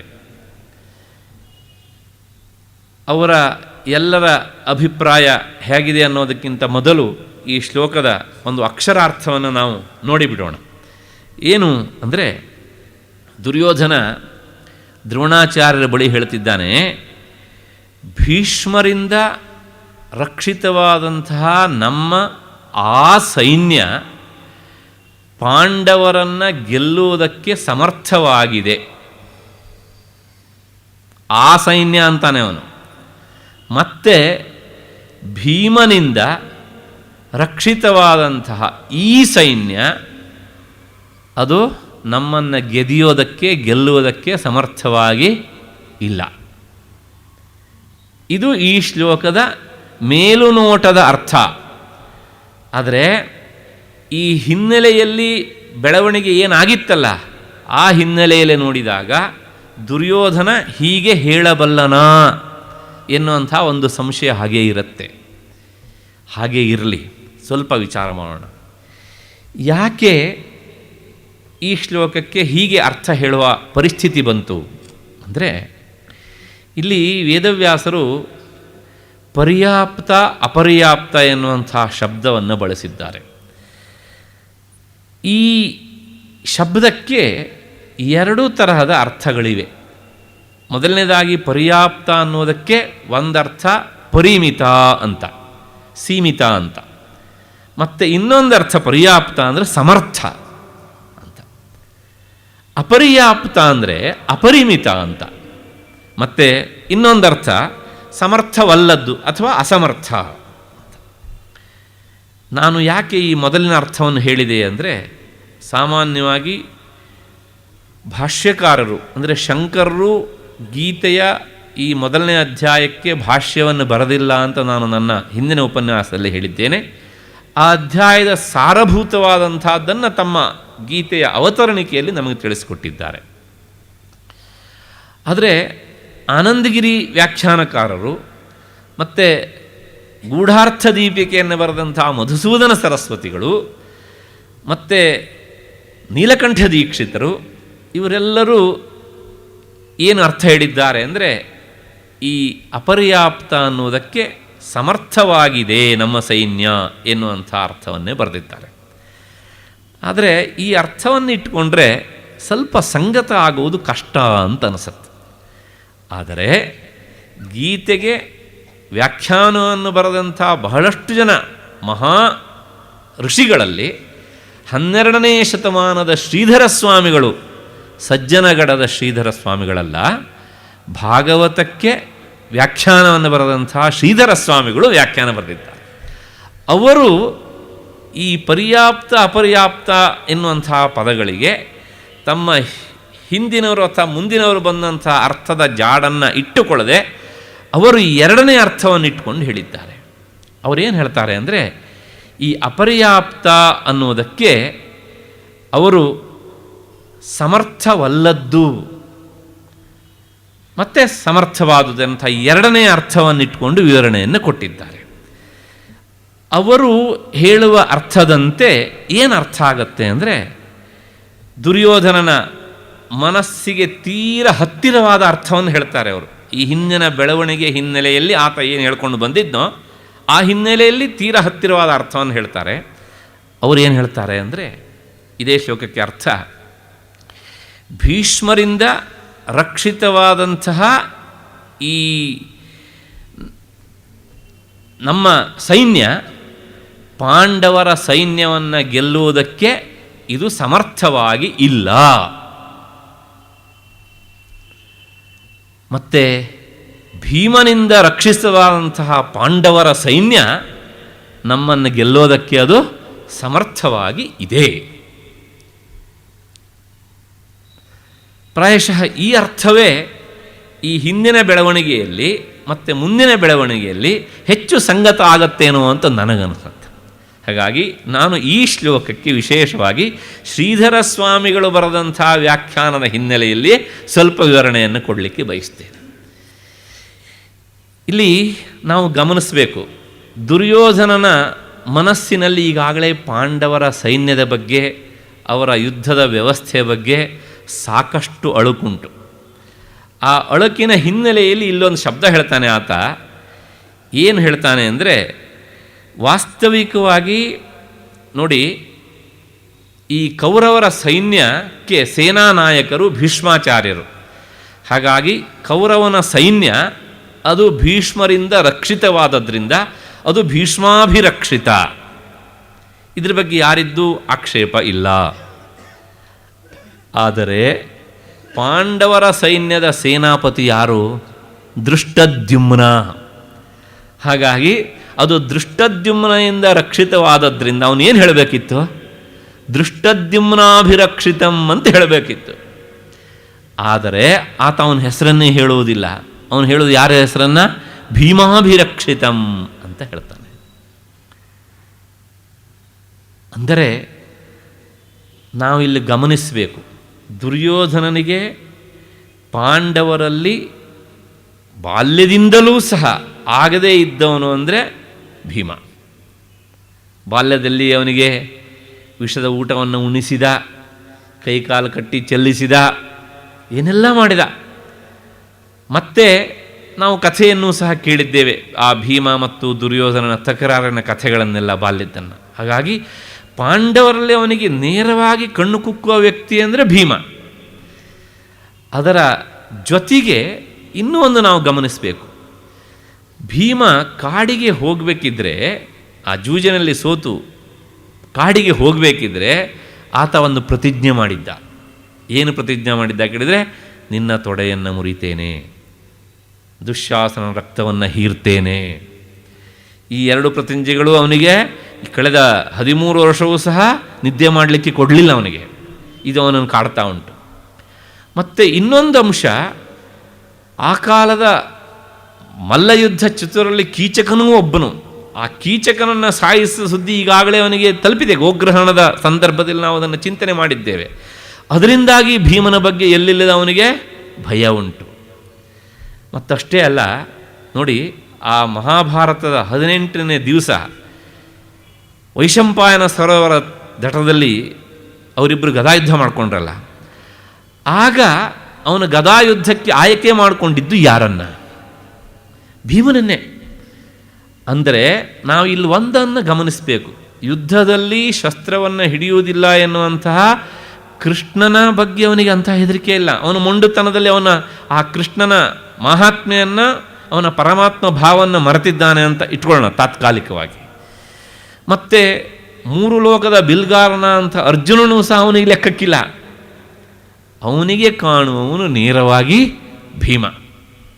ಹಾಗಾಗಿ ಪಾಂಡವರ ಕಡೆಯಲ್ಲಿ ವಾಸ್ತವಿಕವಾಗಿ ಸೇನಾಪತಿ ದೃಷ್ಟದ್ಯುಮ್ನಾಗಿದ್ದರೂ, ದೃಷ್ಟದ್ಯುಮ್ನಿಂದ ಸೇನೆ ರಕ್ಷಿತವಾದದ್ದಿದ್ದರೂ ಅವನ ಹೆಸರನ್ನು ಹೇಳದೆ, ಇನ್ನು ಯಾರ ಹೆಸರನ್ನೂ ಹೇಳದೆ ನೇರವಾಗಿ ಭೀಮಾಭಿರಕ್ಷಿತಂ ಅಂತ ಯಾಕೆ ಹೇಳಿದ? ಅಂದರೆ ಅವನಿಗೆ ಇಲ್ಲೊಂದು ಹುಳುಕು ಕಾಣ್ತಾ ಉಂಟು. ನಮ್ಮ ಕಡೆಯ ಸೇನಾಪತಿ ಭೀಷ್ಮಾಚಾರ್ಯರು ಈಗಾಗಲೇ ತುಂಬ ವರ್ಷ ಗತಿಸಿದವರು, ವಯೋವೃದ್ಧರು, ದೈಹಿಕವಾಗಿ ಮಾನಸಿಕವಾಗಿ ಪಾಂಡವರ ಕಡೆಗೆ ನಿಂತವರು. ಆದರೆ ಆ ಕಡೆಗೆ ಭೀಮ ಇದ್ದಾನೆ, ಇವರಿಗಿಂತಲೂ ತರುಣ, ಸಾಲದ್ದಕ್ಕೆ ಛಲದಂಕ ಮಲ್ಲ, ತಾನು ಹೇಳಿದ್ದನ್ನು ಆತ ಅಕ್ಷರಶಃ ಈಡೇರಿಸಿಕೊಳ್ಳುವಂಥವನು. ಇಂತಹ ಭೀಮನ ಈ ಒಂದು ಮುಂದಾಳುತನದಲ್ಲಿರುವಂತಹ ಪಾಂಡವ ಸೈನ್ಯ ನಮ್ಮ ಸೈನ್ಯವನ್ನು ಗೆದಿಯೋದಕ್ಕೆ ಅದು ಸಾಕಷ್ಟು ಸಮರ್ಥವಾಗಿ ಇದೆ. ಭೀಷ್ಮರಿಂದ ರಕ್ಷಿತವಾದಂಥ ನಮ್ಮ ಸೈನ್ಯ ಪಾಂಡವರ ಸೈನ್ಯವನ್ನು ಗೆಲ್ಲುವಲ್ಲಿ ಅಸಮರ್ಥವಾಗಿ ಇದೆ. ಹೀಗೆ ಶ್ರೀಧರ ಸ್ವಾಮಿಗಳು ಹೇಳಿದಂಥ ವ್ಯಾಖ್ಯಾನವೇ ಪ್ರಕೃತ ಈ ಹಿಂದಿನ ಬೆಳವಣಿಗೆಯಲ್ಲಿ ಹೆಚ್ಚು ಸಂಗತವಾಗುತ್ತೇನೋ ಅಂತ ನನಗನ್ನಿಸುತ್ತೆ. ಮತ್ತು ಮುಂದಿನ ಬೆಳವಣಿಗೆಯಲ್ಲೂ ಸಹ ನಾವು ಅದನ್ನು ನೋಡ್ತೇವೆ ಹೀಗೆ ಅಂತ. ಹಾಗಾಗಿ ಶ್ರೀಧರ ಸ್ವಾಮಿಗಳು ಕೊಟ್ಟಂಥ ಒಂದು 2 ವಾಕ್ಯದ ವಿವರಣೆ ಈ ಒಂದು ಹಿನ್ನೆಲೆಯಲ್ಲಿ ಬರುತ್ತದೆ. ಇಷ್ಟು ಆದ ಮೇಲೆ ಆತ ಇಲ್ಲಿ ಇನ್ನೊಂದು ಮಾತನ್ನು ಹೇಳ್ತಾನೆ. ಏನು ಅಂದರೆ, ಪರ್ಯಾಪ್ತಂತು ಇತಮೇತೇಷಾಂ ಬಲಂ ಭೀಮಾಭಿರಕ್ಷಿತಂ ಅಂತ. ಅಂದರೆ ಈ ಕಡೆ ನಿಂತರೂ ಸಹ ಅವನಿಗೆ 17 ಅಕ್ಷೋಹಿಣಿ ಸೈನ್ಯದಲ್ಲಿ ಪಾಂಡವರ ಕಡೆಯಲ್ಲಿ ನೇರವಾಗಿ ಕಾಣುವವನು ಭೀಮನೇ ಎನ್ನುವ ತರಹದಲ್ಲಿ ಅವನು ಮಾತನಾಡ್ತಾ ಇದ್ದಾನೆ. ಹೀಗೆ ಅವನ ಬಗ್ಗೆ ವಿಚಾರ ಮಾಡ್ತಾ ಮಾಡ್ತಾ ಆತನಿಗೆ ಒಂದು ಗೊಂದಲ ಆಗಿದೆ. ಏನು ಗೊಂದಲ ಆಗಿದೆ ಕೇಳಿದರೆ, ತನ್ನ ಕಡೆಯ ಸೇನಾಪತಿಗಳು ದುರ್ಬಲರು, ಮತ್ತು ಆ ಯುದ್ಧ ಮಾಡಲಿಕ್ಕೋಸ್ಕರ ಬಂದವರಿಗೆ ಯಾರು ಗೆದ್ರೇನಂತೆ ಯಾರು ಬಿಟ್ರೇನಂತೆ ಎನ್ನುವಂಥ ಭಾವನೆ ಅವರು ಇರುವವರು. ಯಾರು ಗೆದ್ದರು ಅಂದೆ ಯಾರು ಸತ್ರು ಅಂದೆ, ಸಾಲದಕ್ಕೆ ಇವರೆಲ್ಲರೂ ಸಹ ನನಗೋಸ್ಕರ ಸಾಯ್ಲಿಕ್ಕೆ ಬಂದವರು ಎನ್ನುವಂತಹ ಹಿನ್ನೆಲೆಯಲ್ಲಿ ಅವನಿಗೆ ಒಂದು ಭಾವನೆ ಬಂದಿದೆ. ಏನು ಕೇಳಿದರೆ, ಇಷ್ಟೆಲ್ಲ ಜನ ನನಗೋಸ್ಕರ ಸಾಯ್ಲಿಕ್ಕೆ ಬಂದಿದ್ದಾರೆ ಅಂದರೆ ನನ್ನ ಸೈನ್ಯ ನನ್ನ ಹತ್ತಿರದಲ್ಲಿ ಇದ್ರೂ ಸಹ ಇದು ನನ್ನ ಹತ್ತಿರದಲ್ಲಿ ಇದ್ದಾಗಲ್ಲ. ಅಲ್ಲಿ ಆ ಶ್ಲೋಕ ಗಮನಿಸಿ, ಪಾಂಡವರ ಸೈನ್ಯ ಮುಂದುಗಡೆಗಿದೆ,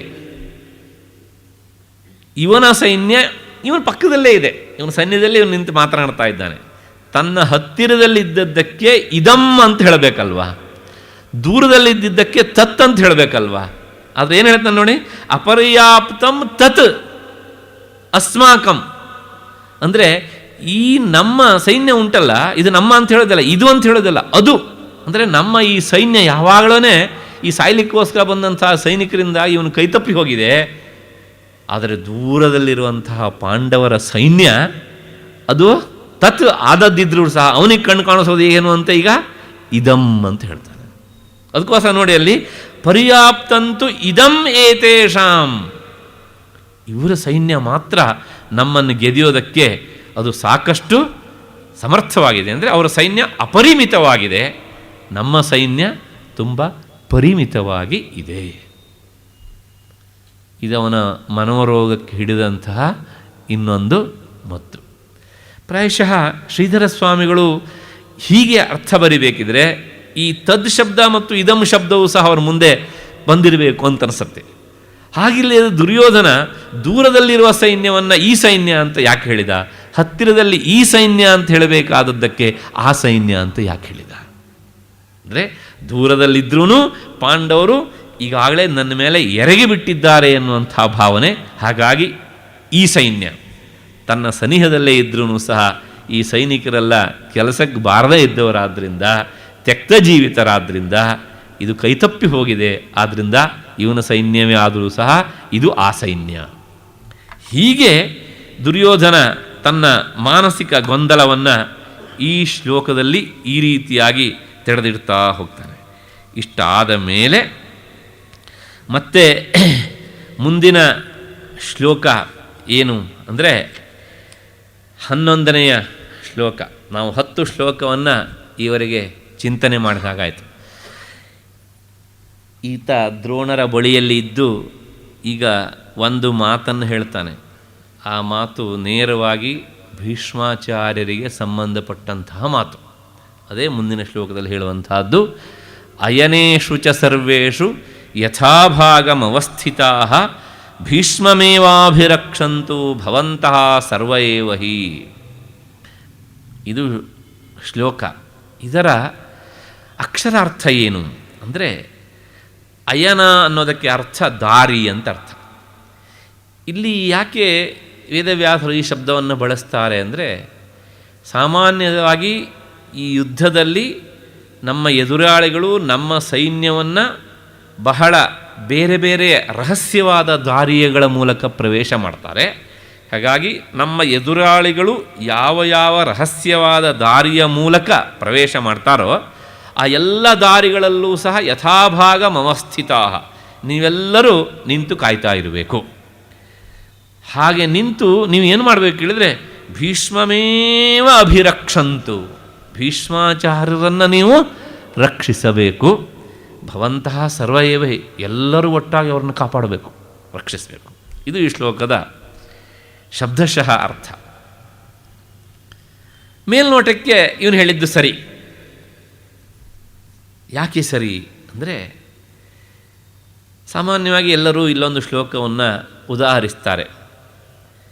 ಭೀಷ್ಮರು ಒಂದು ಸಂದರ್ಭದಲ್ಲಿ ಹೀಗೆ ಹೇಳಿದ್ದೇ ಉಂಟು, ಒಬ್ಬ ಹೆಣ್ಣಿಗನಾದವನು ನನ್ನ ಎದುರಿಗೆ ಬಂದಾಗ ನಾನು ಶಸ್ತ್ರತ್ಯಾಗ ಮಾಡ್ತೇನೆ.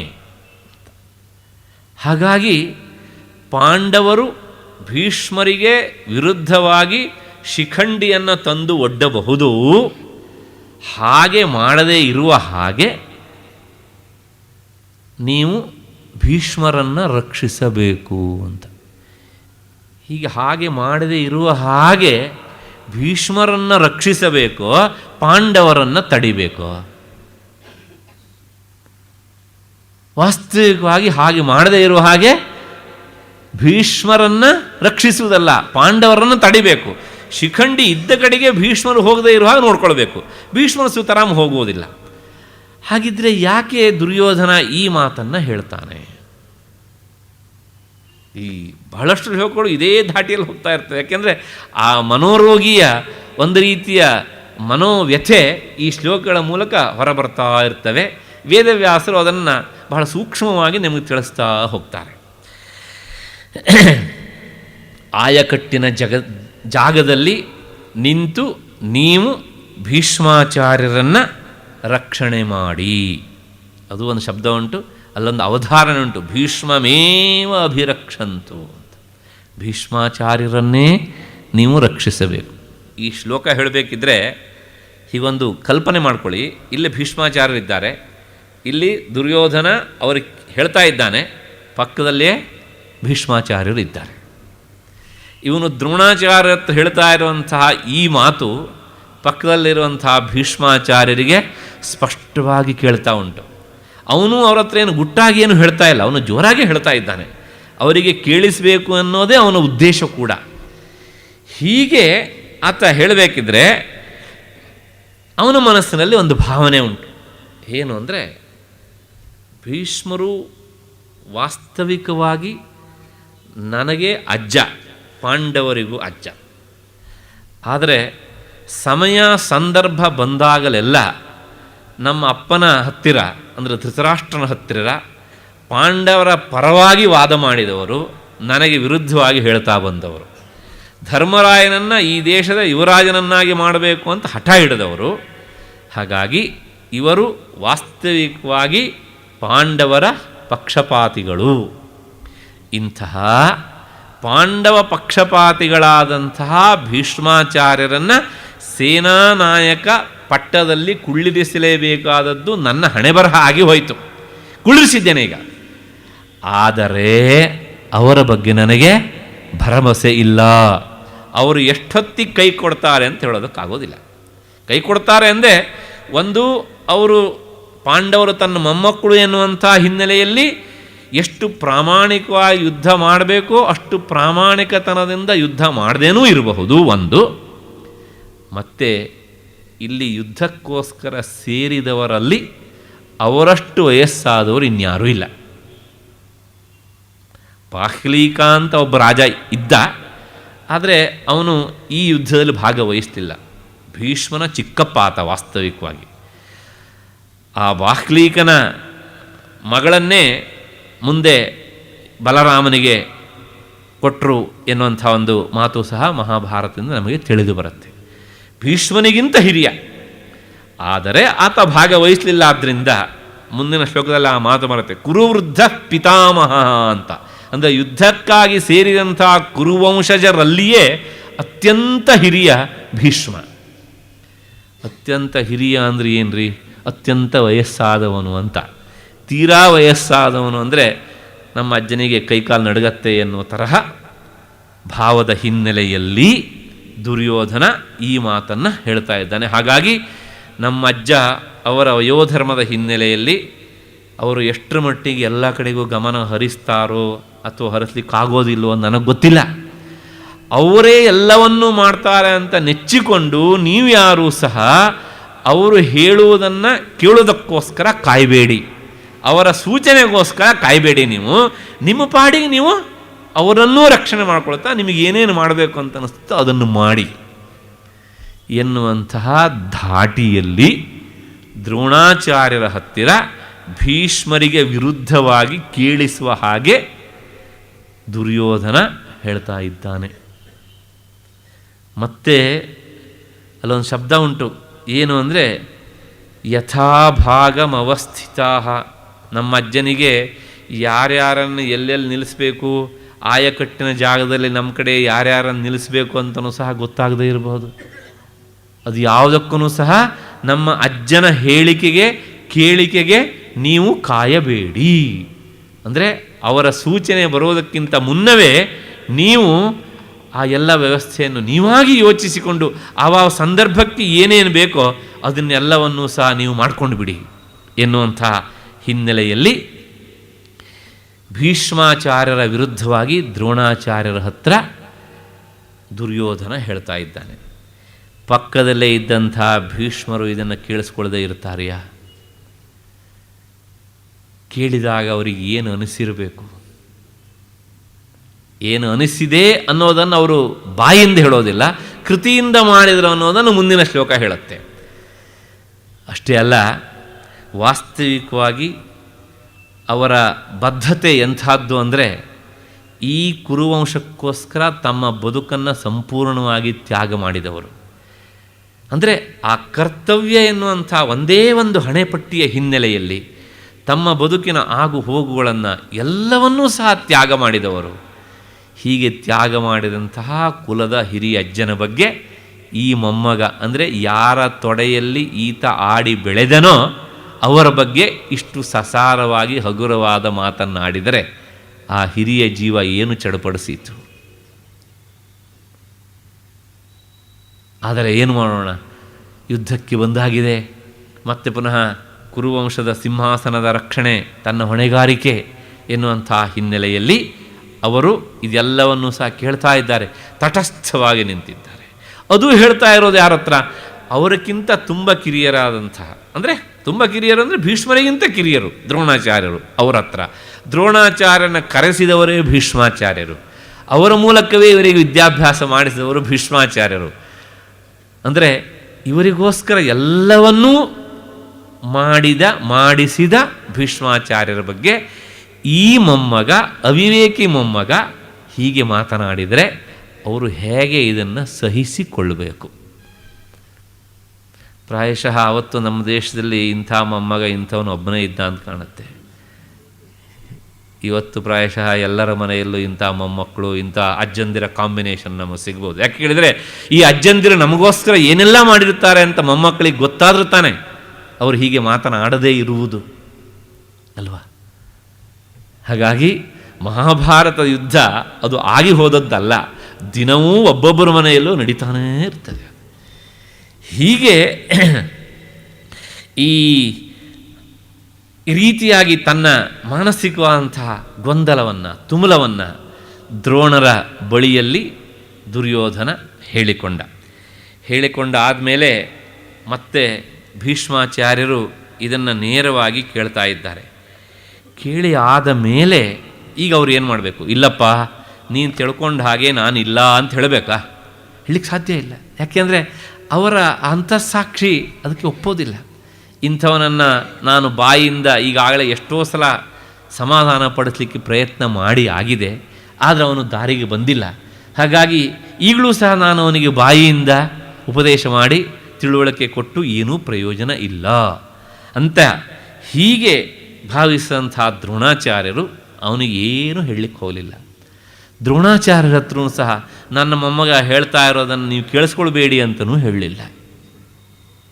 ಹಾಗಿದ್ರೆ ಏನು ಮಾಡಿದರು ಭೀಷ್ಮಾಚಾರ್ಯರು ಅಂದರೆ ಮುಂದಿನ ಶ್ಲೋಕ 12ನೇ ಶ್ಲೋಕ ಹೇಳುತ್ತೆ, ತಸ್ಯ ಸಂಜನಯನ್ ಹರ್ಷನ್ ಕುರುವೃದ್ಧ ಪಿತಾಮಹ ಸಿಂಹನಾದಂ ವಿನದ್ಯೋಚ್ಚೈ ಶಂಖಂ ದಧ್ಮೌ ಪ್ರತಾಪವಾನ್. ತಸ್ಯ ಆ ದುರ್ಯೋಧನನಿಗೆ ಈಗಾಗಲೇ ಪಾಂಡವರ ವಿರುದ್ಧ ತಾನು ಯುದ್ಧ ಮಾಡಲಿಕ್ಕೆ ನಿಂತರೆ ತಾನು ಗೆಲ್ಲುವುದು ಸಾಧ್ಯ ಇಲ್ಲ ಎನ್ನುವಂಥ ಭಾವನೆ ಬಂದಿದೆ. ಹಾಗಾಗಿಯೇ ಅವನಿಗೆ ಎಲ್ಲೆಲ್ಲದ ದುಃಖ ವ್ಯಥೆ ಆಗಿದೆ. ಸಾಲದ್ದಕ್ಕೆ ತನ್ನ ಕಡೆಯ ಸೇನಾಪತಿಗಳ ಬಗ್ಗೆ ಭರವಸೆ ಕುಸಿದು ಹೋಗಿದೆ. ಆ ಕಡೆಯಿಂದ ಭೀಮ ಕಣ್ಕುಕ್ತಾ ಇದ್ದಾನೆ. ಈ ಎಲ್ಲ ಹಿನ್ನೆಲೆಯಲ್ಲಿ ಅವನಿಗೆ ಈ ಯುದ್ಧ ಒಟ್ಟಾರೆ ಎಳ್ಳಷ್ಟೂ ಸಹ ಯುದ್ಧ ಭೂಮಿಗೆ ಬಂದ ಮೇಲೆ ಇಲ್ಲಿನ ವಾತಾವರಣ ಅವನಿಗೆ ಸಂತೋಷವನ್ನು ಕೊಡಲಿಲ್ಲ. ಅದನ್ನು ಎತ್ತಿ ಹೇಳೋದಕ್ಕೋಸ್ಕರ ವೇದವ್ಯಾಸರು ಆ ಶಬ್ದವನ್ನು ಹೇಳ್ತಾರೆ, ತಸ್ಯ ಸಂಜನಯನ್ ಹರ್ಷಂ. ಇದನ್ನು ಗಮನಿಸಿದಂತಹ ಭೀಷ್ಮಾಚಾರ್ಯರು ಈ ಮೊಮ್ಮಗ ತಾತ್ಕಾಲಿಕವಾಗಿ ಆದರೂ ಸಂತೋಷ ಪಡಲಿ ಅಂಥೇಳಿ ಏನು ಮಾಡಿದರು ಕೇಳಿದರೆ, ಆ ಕುರುವೃದ್ಧರಾದಂತಹ ಭೀಷ್ಮಾಚಾರ್ಯರು ಒಂದು ಸಲ ಜೋರಾಗಿ ಗರ್ಜಿಸಿದರಂತೆ. ಸಿಂಹನಾದಂ ವಿನದ್ಯ, ಸಿಂಹದಂತೆ ಗರ್ಜಿಸಿ ಮತ್ತೆ ಶಂಖಂ ದಧ್ಮೌ, ಜೋರಾಗಿ ಶಂಖವನ್ನು ಓದಿದರು. ಅಲ್ಲೊಂದು ಶಬ್ದ ಹೇಳ್ತಾರೆ ವೇದವ್ಯಾಸರು, ಪ್ರತಾಪವಾನ್ ಅಂತ ಒಂದು ಶಬ್ದ ಉಂಟು. ದುರ್ಯೋಧನನಿಗೆ ಅಜ್ಜನ ಪರಾಕ್ರಮದ ಬಗ್ಗೆ ಸಂಶಯ ಬಂದಿತ್ತು. ವಯಸ್ಸಾಗಿಬಿಟ್ಟಿದೆ, ಇವರೇನು ಮಹಾಯುದ್ಧ ಮಾಡಿಯಾರು, ಇಂಥವರನ್ನು ಸೇನಾಪತಿ ಪಟ್ಟದಲ್ಲಿ ಕೂರಿಸಿ ನಾನು ತಪ್ಪು ಮಾಡಿದನಲ್ಲ ಅಂತ ಆ ಸಂಶಯವನ್ನು ಹೋಗಲಾಡಿಸಿದಕ್ಕೋ ಎನ್ನುವ ಹಾಗೆ ಇಲ್ಲಿ ಒಂದು ವಿಶೇಷಣ ಭೀಷ್ಮನಿಗೆ ಪ್ರತಾಪವಾನ್. ಭೀಷ್ಮರ ಶರೀರಕ್ಕೆ ವಯಸ್ಸಾಗಿರಬಹುದು, ಆದರೆ ಅವರ ಉತ್ಸಾಹಕ್ಕೆ ವಯಸ್ಸು ಆಗಲಿಲ್ಲ, ಅವರ ಪರಾಕ್ರಮಕ್ಕೆ ವಯಸ್ಸಾಗಲಿಲ್ಲ, ಅವರ ಸಾಮರ್ಥ್ಯ ಕುಂದಲಿಲ್ಲ. ಆ ಶಬ್ದ ಎಷ್ಟರ ಮಟ್ಟಿಗೆ ಅರ್ಥ ಹೇಳುತ್ತೆ ಕೇಳಿದರೆ, ಅಂತಹ ಪರಾಕ್ರಮಿಗಳು ಇಡೀ ಎರಡೂ ಸೈನ್ಯದಲ್ಲಿ ಇನ್ಯಾರೂ ಇಲ್ಲ. ಒಬ್ಬ ಪಾಶ್ಚಾತ್ಯ ವಿಮರ್ಶಕ ಮಹಾಭಾರತದ ಬಗ್ಗೆ ಓದ್ತಾ ಹೋಗಿ ಕೊನೆಗೆ ಮಹಾಭಾರತದ 2 ಪಾತ್ರಗಳ ಬಗ್ಗೆ 2 ಮಾತು ಹೇಳಿದ್ದಾನೆ. ಏನು ಅಂದರೆ, ಏಕ್ ತೋ ಬುಡ್ಡ ಅವ್ರ ಏಕ್ ಬಚ್ಚ ಅಂತ. ಇಡೀ ಮಹಾಭಾರತ ಯುದ್ಧದಲ್ಲಿ ನನಗೆ ತುಂಬ ಇಷ್ಟ ಆದವರು ಬುಡ್ಡ ಭೀಷ್ಮಾಚಾರ್ಯ, ಅವರು ಏಕ್ ಬಚ್ಚ ಅಭಿಮನ್ಯು.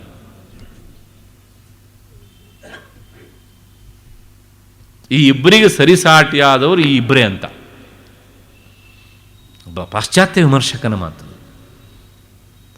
ಹೀಗೆ ಯಾಕೆ ಹೇಳಿದೆ ಅಂದರೆ, ದುರ್ಯೋಧನನಿಗೆ ಅವರ ಪರಾಕ್ರಮದ ಬಗ್ಗೆ ಸಂಶಯ ಬಂದಿದೆ, ಆದರೆ ಹೇಳ್ತಾ ಇರುವವರು ವೇದವ್ಯಾಸರಲ್ವಾ.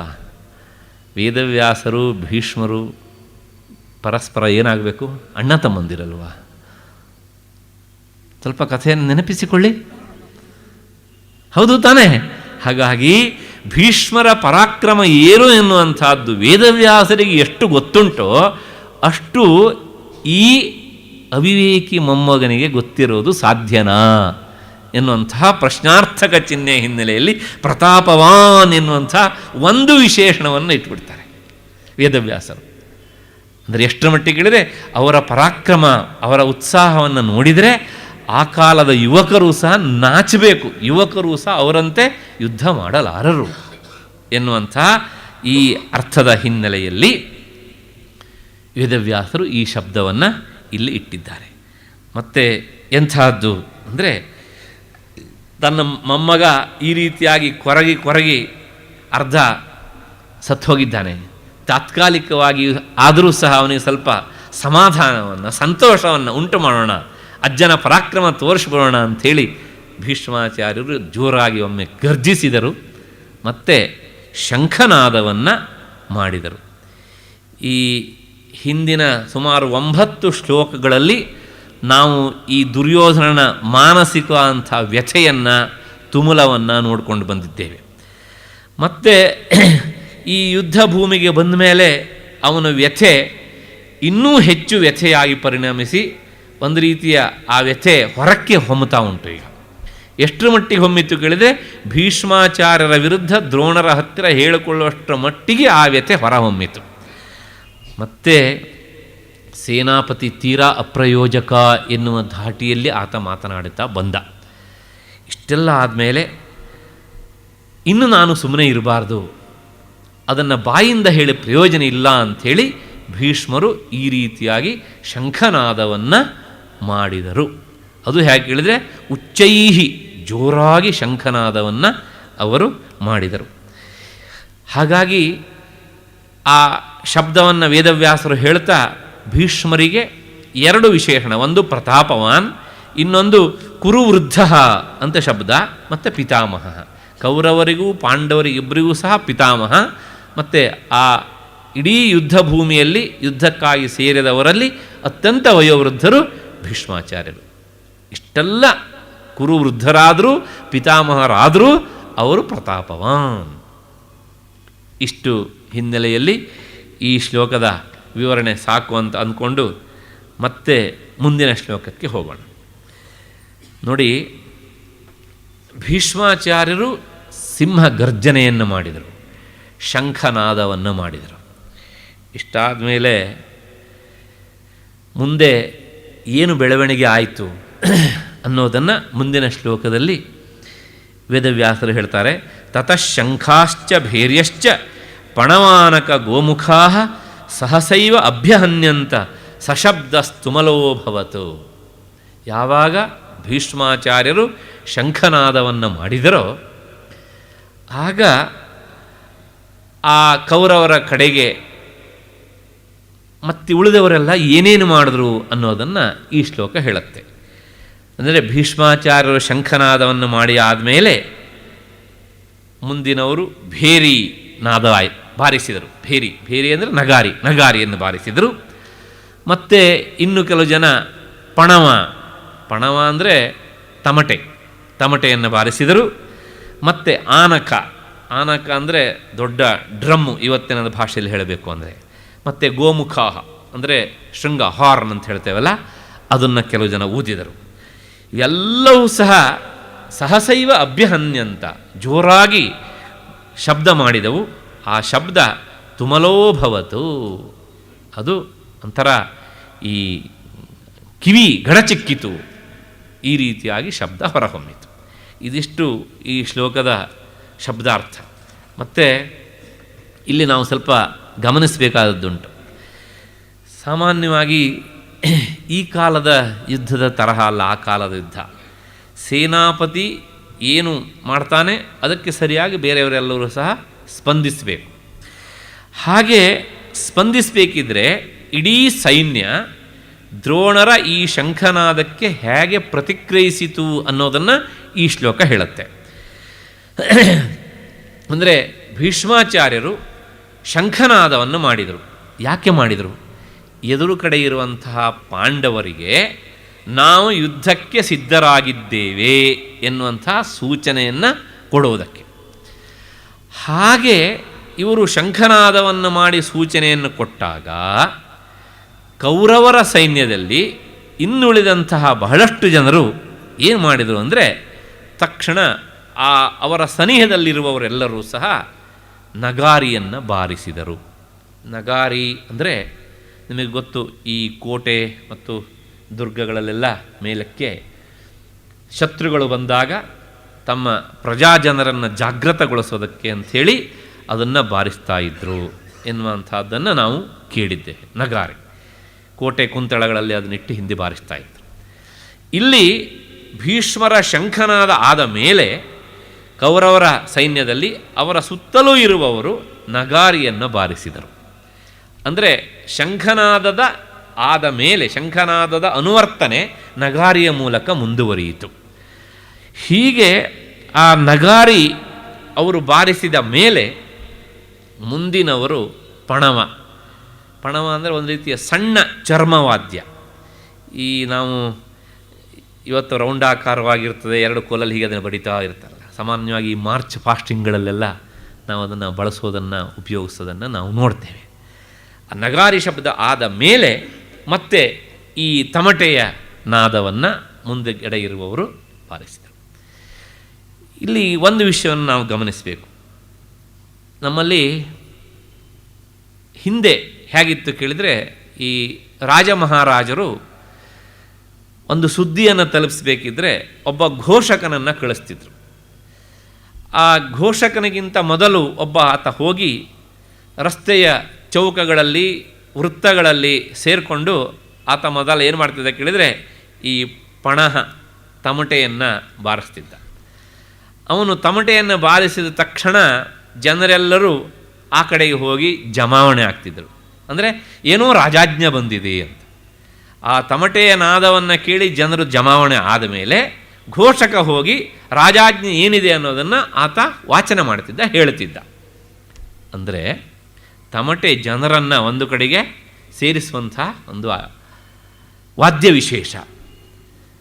ಹಾಗಾಗಿ ಈ ವಾದ್ಯವನ್ನು ಇಂಗ್ಲೀಷಲ್ಲಿ ಟಾಮ್ ಟಾಮ್ ಅಂತ ಕರೀತಾರೆ ನೋಡಿ. ಅದು ಇಂಗ್ಲೀಷಲ್ಲಿ ಟಾಮ್ ಟಾಮ್, ಕನ್ನಡದಲ್ಲೂ ಟಾಮ್ ಟಾಮ್. ಇವತ್ತು ನಾವು ಇದನ್ನು ಬಳಸ್ತೇವೆ, ಎಲ್ಲ ಕಡೆಗೂ ಟಾಮ್ ಟಾಮ್ ಮಾಡಿಬಿಟ್ರು ಅಂತ. ಪ್ರಾಯಶಃ ಇದೇ ಹಿನ್ನೆಲೆಯಲ್ಲಿ ಇರಬೇಕು ಅಂತ ಕಾಣುತ್ತೆ. ಹೀಗೆ ಅಂದು ಪಣಹ, ಇಂದು ತಮಟೆ, ಮತ್ತು ಇಂಗ್ಲೀಷಿಗೆ ಹೋದಾಗ ಟಾಮ್ ಟಾಮ್, ಇವತ್ತು ಕನ್ನಡದಲ್ಲೂ ಟಾಮ್ ಟಾಮ್ ಆಗಿಬಿಟ್ಟಿದೆ. ಅಷ್ಟರ ಮಟ್ಟಿಗೆ ಆ ಶಬ್ದ ನಮಗೆ ತೀರಾ ಪರಿಚಯ ಆಗಿದೆ. ಯಾರಿಗಾರು ಒಂದು ವಿಷಯ ತಿಳಿಸಬಾರ್ದು ಅಂತ ಆದರೆ ನಾವು ಹೇಳ್ತೇವೆ, ಮತ್ತು ಇದು ನಿಮ್ಮಲ್ಲೇ ಇರಲಿ, ಯಾರಿಗೂ ಟಾಮ್ ಟಾಮ್ ಮಾಡಬೇಡಿ ಹೀಗೆ ಅಂತ. ಇಷ್ಟರ ಮಟ್ಟಿಗೆ ಈ ವಾದ್ಯ ನಮಗೆ ಪರಿಚಯ ಆಗಿದೆ. ಹೀಗೆ ಪಣಹ, ಮುಂದಿನದು ಆನಕ.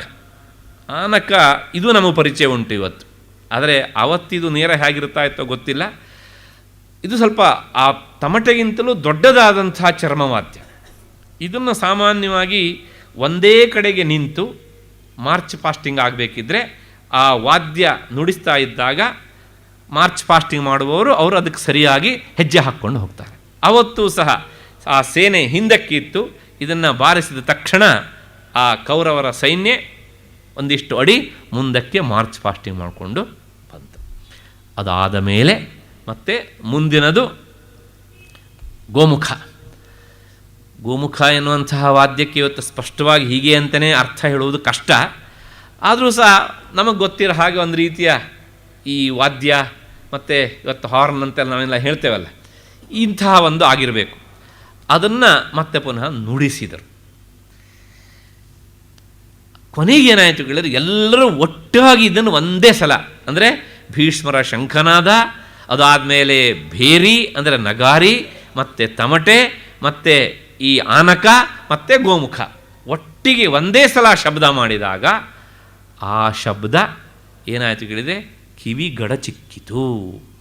ಇದನ್ನು ಕೇಳಿದಾಗ ಅವ್ರ ಉದ್ದೇಶ ಪಾಂಡವರು ಅಂದರೆ ಎದುರುಗಡೆಯ ಸೈನಿಕರು ಹೆದರಿಕೊಳ್ಳಲಿ ಅಂತ ಒಂದು, ಇನ್ನೊಂದು ತಮ್ಮ ಕಡೆಯ ಸೈನಿಕರು ಯುದ್ಧಕ್ಕಾಗಿ ಜಾಗೃತರಾಗಲಿ, ಎಚ್ಚರಗೊಳ್ಳಲಿ ಎನ್ನುವಂಥ ಈ ಎರಡು ಉದ್ದೇಶದಿಂದ ಆಗ ಇಂಥ ಒಂದು ವಾದ್ಯಗಳನ್ನು ಯುದ್ಧದಲ್ಲಿ ನುಡಿಸ್ತಾ ಇದ್ದರು ಎನ್ನುವಂಥದ್ದು ನಮಗೆ ಕಂಡುಬರುತ್ತೆ. ಹೀಗೆ ಭೀಷ್ಮಾಚಾರ್ಯರು ಶಂಖನಾದದ ಮೂಲಕ ದುರ್ಯೋಧನನ್ನು ಸಂತೈಸೋದಕ್ಕೋಸ್ಕರ ಹೀಗೆಲ್ಲ ಅವರು ಪ್ರಯತ್ನವನ್ನು ಮಾಡಿದರು.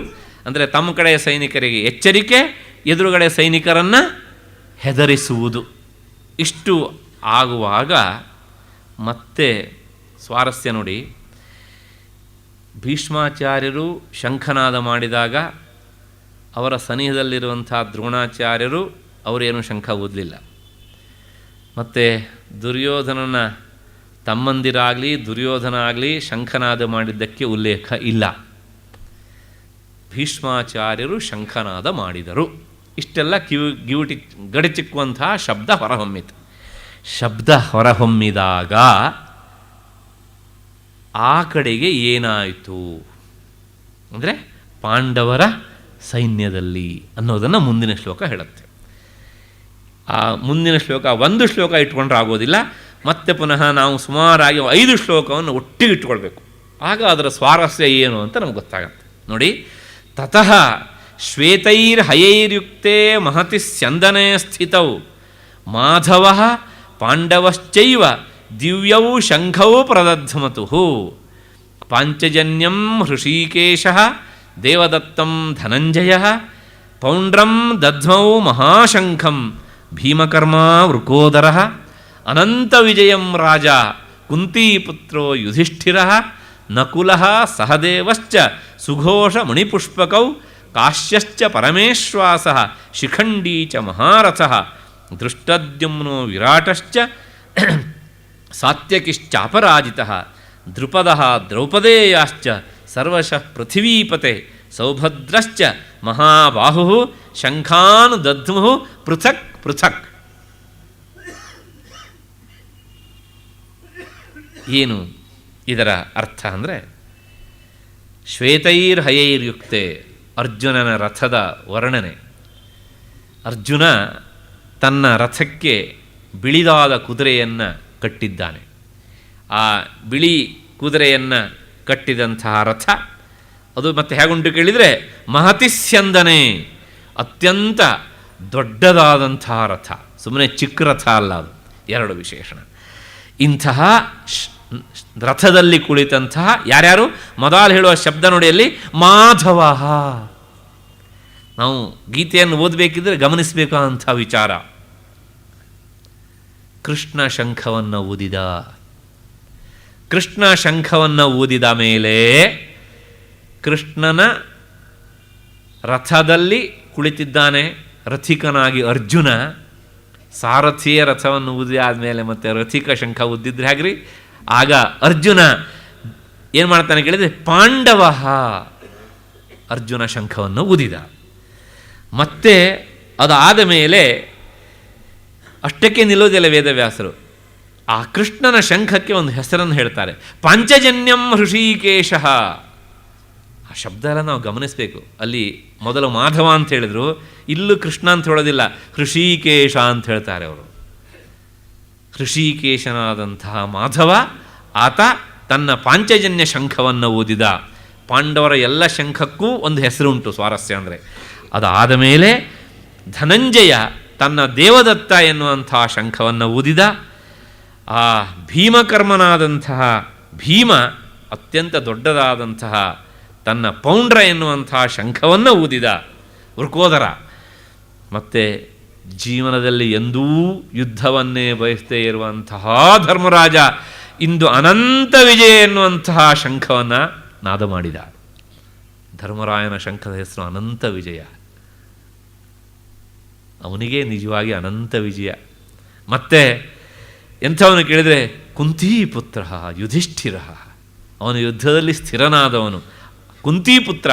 ಅದಕ್ಕೆಲ್ಲ ಹೇಳೋದಕ್ಕೆ ಕಾರಣ ಉಂಟು. ಮತ್ತೆ ಅದಾದ ಮೇಲೆ ನೋಡಿ, ಕುಂತಿಯ 3 ಜನ ಮಕ್ಕಳ ಶಂಖ ನಾದದ ವಿಚಾರ ಆದ ಮೇಲೆ ಕುಂತಿಯ ತಂಗಿ ಮಾದ್ರಿಯ ಮಕ್ಕಳಿದ್ದಾರಲ್ಲ, ನಕುಲ ಮತ್ತು ಸಹದೇವ, ಅವರೂ ಸಹ ಏನು ನಕುಲ ಸಹದೇವಶ್ಚ, ತಮ್ಮ ಅಣ್ಣಂದಿರು ಶಂಖನಾದ ಮಾಡಿದ ಮೇಲೆ ತಮ್ಮಂದಿರು ಸುಮ್ಮನೆ ಇರೋದಕ್ಕೆ ಸಾಧ್ಯನಾ? ಅವರೂ ಸಹ ಸುಘೋಷ ಮಣಿಪುಷ್ಪಕ. ನಕುಲನ ಶಂಖದ ಹೆಸರು ಸುಘೋಷ, ಮತ್ತು ಸಹದೇವನ ಶಂಖದ ಹೆಸರು ಮಣಿಪುಷ್ಪಕ. ಅವರು ಸಹ ಶಂಖನಾದ ಮಾಡಿದರು. ಇಷ್ಟ ಆದ ಮೇಲೆ ಮತ್ತೆ ಹಿರಿಯ ಬಿಲ್ಲುಗಾರನಾದಂಥ ಕಾಶಿರಾಜ ಅವನೂ ಸಹ ಶಂಖನಾದ ಮಾಡಿದ. ಮಹಾರಥಿಕನಾದಂಥ ಶಿಖಂಡಿ ಬಂದಿದ್ದಾನೆ, ಅವನೂ ಶಂಖನಾದ ಮಾಡಿದ. ಮತ್ತು ದೃಷ್ಟದ್ಯುಮ್ನ ಸೇನಾನಾಯಕ ಈಗ ಶಂಖನಾದ ಮಾಡಿದ. ನೋಡಿ, ಅದಾದ ಮೇಲೆ ವಿರಾಟ, ಅದಾದ ಮೇಲೆ ಜೀವನದಲ್ಲಿ ಸೋಲನ್ನೇ ಕಾಣದೇ ಇರುವಂತಹ ಸಾತ್ಯಕಿಶ್ಚ ಅಪರಾಜಿತ ಅಂಥ ಸಾತ್ಯಕಿ, ಅದಾದ ಮೇಲೆ ದ್ರುಪದ, ಮತ್ತು ದ್ರುಪದ ಶಂಖನಾದ ಮಾಡಿ ಆದಮೇಲೆ ಆ ದ್ರೌಪದಿಯ 5 ಮಕ್ಕಳು ತಮ್ಮ ಅಜ್ಜ ಶಂಖನಾದ ಮಾಡಲಿ ಅಂತ ಮೊಮ್ಮಕ್ಕಳು ಕಾಯ್ತಾ ಇದ್ರು. ಅಜ್ಜ ಶಂಖನಾದ ಮಾಡಿ ಆದಮೇಲೆ ಈ ಮೊಮ್ಮಕ್ಕಳು ಶಂಖನಾದ ಮಾಡಿದರು.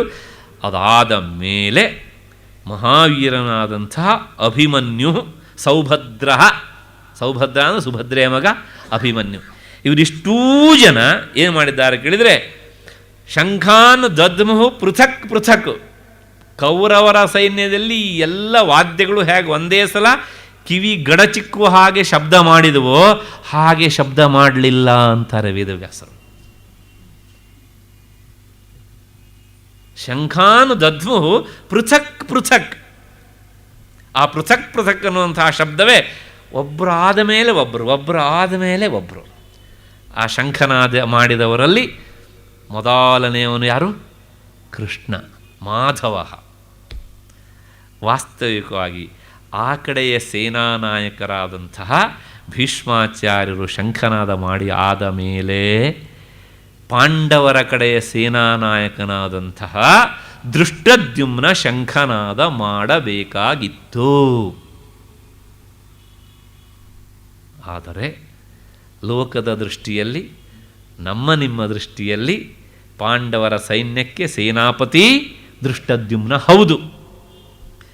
ಆದರೆ ನಮ್ಮೆಲ್ಲರ ಈ ಒಳಭೂಮಿಯಾದಂತಹ ಕುರುಕ್ಷೇತ್ರದಲ್ಲಿ ನಡೀತಾ ಇರುವಂತಹ ಯುದ್ಧ ಭೂಮಿಗೆ ಪಾಂಡವರ ಸೇನಾಪತಿ ನಿಜವಾಗಿಯೂ ಹೃಷಿಕೇಶ. ಅಲ್ಲಿ ಶಬ್ದ ಉಂಟು, ಅಲ್ಲಿ ಮಾಧವ ಅಂತ, ಮುಂದಿನ ಶಬ್ದ ಹೃಷಿಕೇಶ ಅಂತ ಉಂಟು. ಹೃಷಿಕೇಶ ಅಂದರೆ, ಹೃಷಿಕ ಅಂದರೆ ಇಂದ್ರಿಯ, ಆ ಎಲ್ಲ ಇಂದ್ರಿಯಗಳಿಗೂ ಸಹ ಒಡೆಯನಾದಂಥವನು ಯಾರು ಕೇಳಿದರೆ ಕೃಷ್ಣ. ಹಾಗಾಗಿ ಆತ ಮೊದಲು ಶಂಖನಾದವನ್ನು ಮಾಡಿದ. ಅಂದರೆ ಪಾಂಡವರ ಕಡೆಯಲ್ಲಿ ಯಾರು ಏನು ಬೇಕಾದ್ರೂ ಆಗಲಿ, ಯಾರು ಅಂದರೆ ಸೇನಾನಾಯಕರಾದರೂ ಆಗಲಿ, ಆದರೆ ವಾಸ್ತವಿಕವಾದಂತಹ ಸೇನಾಪತಿ ಯಾರು? ಕೃಷ್ಣ. ಅವನು ಅವರಿಗಷ್ಟೇ ಸೇನಾಪತಿ ಅಲ್ಲ, ನಮಗೂ ಸೇನಾಪತಿ. ಈ ದೇಹ ಎನ್ನುವಂಥ ಕುರುಕ್ಷೇತ್ರದಲ್ಲಿ ಎಷ್ಟೊಂದು ಇಂದ್ರಿಯಗಳು ಎನ್ನುವಂಥ ಸೈನ್ಯಗಳಿವೆ ಅಲ್ವಾ? ಈ ಎಲ್ಲ ಸೈನ್ಯಗಳಿಗೂ ಸಹ ಈಶ ಅವನೇ ಅಲ್ವಾ? ಹಾಗಾಗಿ ಅವನನ್ನು ಧರ್ಮರಾಯ ಮುಂದಕ್ಕಿರಿಸಿದ್ದಾನೆ. ಹಾಗಾಗಿ ಕೃಷ್ಣ ಶಂಖನಾದ ಮಾಡಿದ. ಅದಷ್ಟೇ ಅಲ್ಲ, ನಾವು ಒಂದನ್ನು ಗಮನಿಸಬೇಕು ಇಲ್ಲಿ. ಈ ಸಾಮಾನ್ಯವಾಗಿ ಯಾವುದೇ ಯುದ್ಧದಲ್ಲಾದರೂ ಸಹ ಆ ಸೇನಾಪತಿ ಮೊದಲು ಪ್ರತಿಕ್ರಿಯಿಸ್ತಾನೆ. ಆದರೆ ಇಲ್ಲಿ ಪಾಂಡವರ ಸೈನ್ಯದಲ್ಲಿ ದೃಷ್ಟದ್ಯುಮ್ನ ಮೊದಲು ಶಂಖನಾದ ಮಾಡಬೇಕಿತ್ತು, ಮಾಡಲಿಲ್ಲ. ಅದಾದಮೇಲೆ ಪಾಂಡವರಲ್ಲಿ ಪ್ರಮುಖನಾದಂತಹ ಧರ್ಮರಾಜ ಮಾಡಬೇಕಿತ್ತು, ಅವನು ಮಾಡಲಿಲ್ಲ. ಭೀಮರು ಮಾಡಲಿಲ್ಲ. ಮತ್ತು ಕೃಷ್ಣನ ರಥದಲ್ಲಿ ರಥಿಕನಾಗಿ ಕುಳಿತಂಥ ಅರ್ಜುನನೂ ಸಹ ಶಂಖನಾದ ಮಾಡಲಿಲ್ಲ. ಅಂದರೆ ಇಲ್ಲೊಂದು ಸ್ವಾರಸ್ಯ ಏನುಂಟು ಕೇಳಿದರೆ, ಎಲ್ಲರೂ ಸಹ ಕೃಷ್ಣನ ಆಜ್ಞೆಗೋಸ್ಕರ ಕಾಯ್ತಾ ಇದ್ದಾರೆ.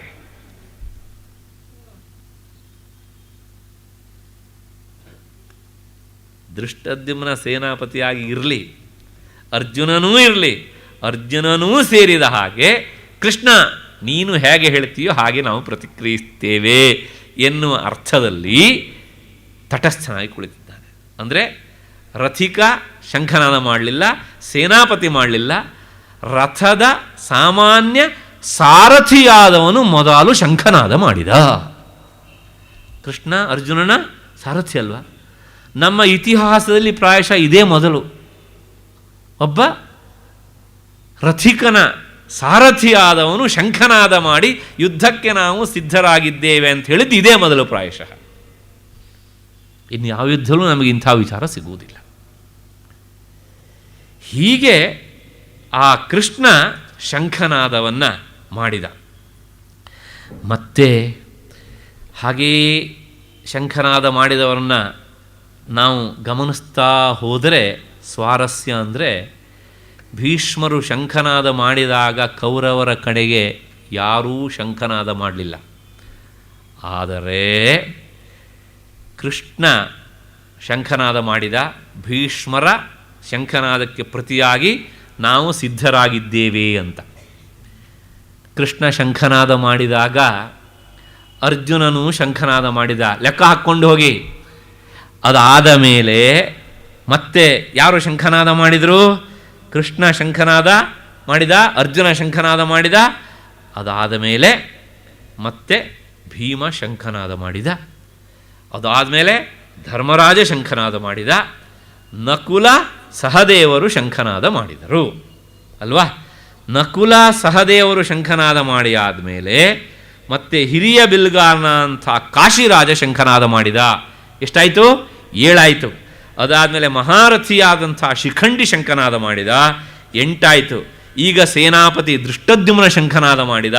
9 ಆಯಿತು. ವಿರಾಟ ಶಂಖನಾದ ಮಾಡಿದ. 10 ಆಯಿತು. ಅದಾದಮೇಲೆ ಸೋಲರಿಯದೇ ಇರುವಂಥ ಸಾತ್ಯಕಿ ಶಂಖನಾದ ಮಾಡಿದ. 11 ಆಯಿತು. ಅದಾದ ಮೇಲೆ ದೃಪದ ಶಂಖನಾದ ಮಾಡಿದ. ಎಷ್ಟಾಯಿತು? 12 ಆಯಿತು. ಇದಾದ ಮೇಲೆ ದ್ರೌಪದಿಯ 5 ಮಕ್ಕಳು ಶಂಖನಾದ ಮಾಡಿದರು. ಎಷ್ಟಾಯಿತು? 17 ಆಯಿತು. ಕೊನೆಯದಾಗಿ ಶಂಖನಾದ ಮಾಡಿದವನು ಅಭಿಮನ್ಯು. ಎಷ್ಟು ಜನ? 18 ಜನ ಶಂಖನಾದ ಮಾಡಿದರು.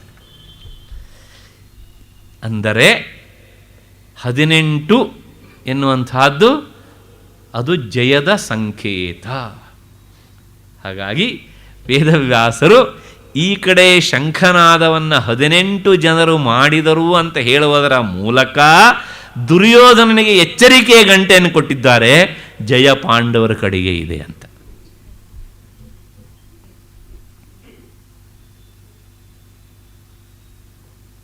ನಾನು ಹೇಳಿದೆ, ಈ 18 ಶ್ಲೋಕಗಳನ್ನು ಅಂದರೆ 14ನೇ ಶ್ಲೋಕಕ್ಕಿಂತ 18 ಶ್ಲೋಕಗಳನ್ನು ಇಟ್ಕೊಂಡು ಹೋದರೆ ಸರಿಯಾಗಿ 18 ಜನ ಒಬ್ಬರಾದ ಮೇಲೆ ಒಬ್ಬರಾದ ಮೇಲೆ ಹೀಗೆ ಕ್ರಮವಾಗಿ ಶಂಖನಾದವನ್ನು ಮಾಡಿದರು.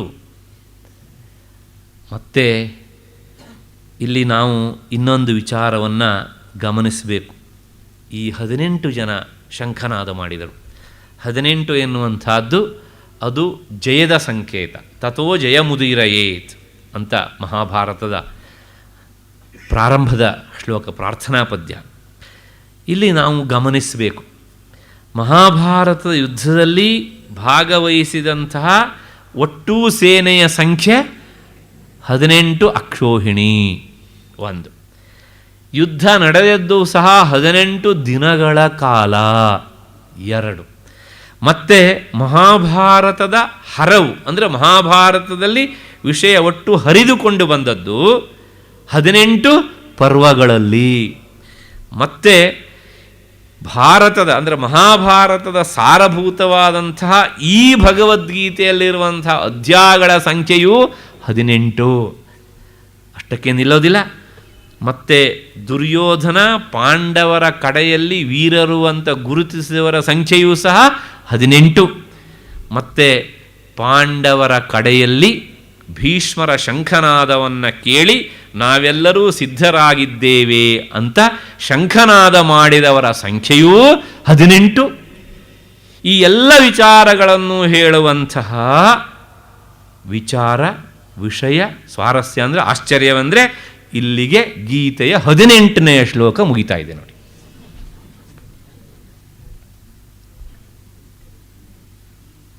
ಇದು ಯಾವುದೂ ಆಕಸ್ಮಿಕವಲ್ಲ. 18 ಜನ ಶಂಖನಾದ ಮಾಡಿದರು ಅಂತ ಯಾವ ಶ್ಲೋಕದಲ್ಲಿ ಹೇಳ್ತಾರೋ ಅದೇ ಶ್ಲೋಕ 18ನೇ ಶ್ಲೋಕವೂ ಆಗಿರಬೇಕು ಅಲ್ವಾ? ಅಂದರೆ ದುರ್ಯೋಧನನಿಗೆ ಈ ಶಂಖನಾದ 18 ಜನ ಮಾಡಿದರು ಅಂತ ಹೇಳುವುದರ ಮೂಲಕ ಜಯ ಅವರ ಕಡೆಗಿದೆ ಎನ್ನುವಂತಹ ಒಂದು ಶ್ಲೋಕದ ತಾತ್ಪರ್ಯದ ಹಿನ್ನೆಲೆಯಲ್ಲಿ 18 ಶ್ಲೋಕವನ್ನು ನಾವು ಕೇವಲ ಇದರ ಅಕ್ಷರಾರ್ಥ ನೋಡಿದ್ದೇವೆ, ಇದರ ವಿವರಣೆ ನೋಡಲಿಲ್ಲ. ಇದರ ವಿವರಣೆಯನ್ನು ನಾಳೆ ಸಂಜೆ ಸೇರಿದಾಗ ನೋಡೋಣ. ಅಲ್ಲಿವರೆಗೆ ನಿಮಗೆಲ್ಲರಿಗೂ ನಮಸ್ಕಾರ ಮತ್ತು ಕೃತಜ್ಞತೆಗಳು.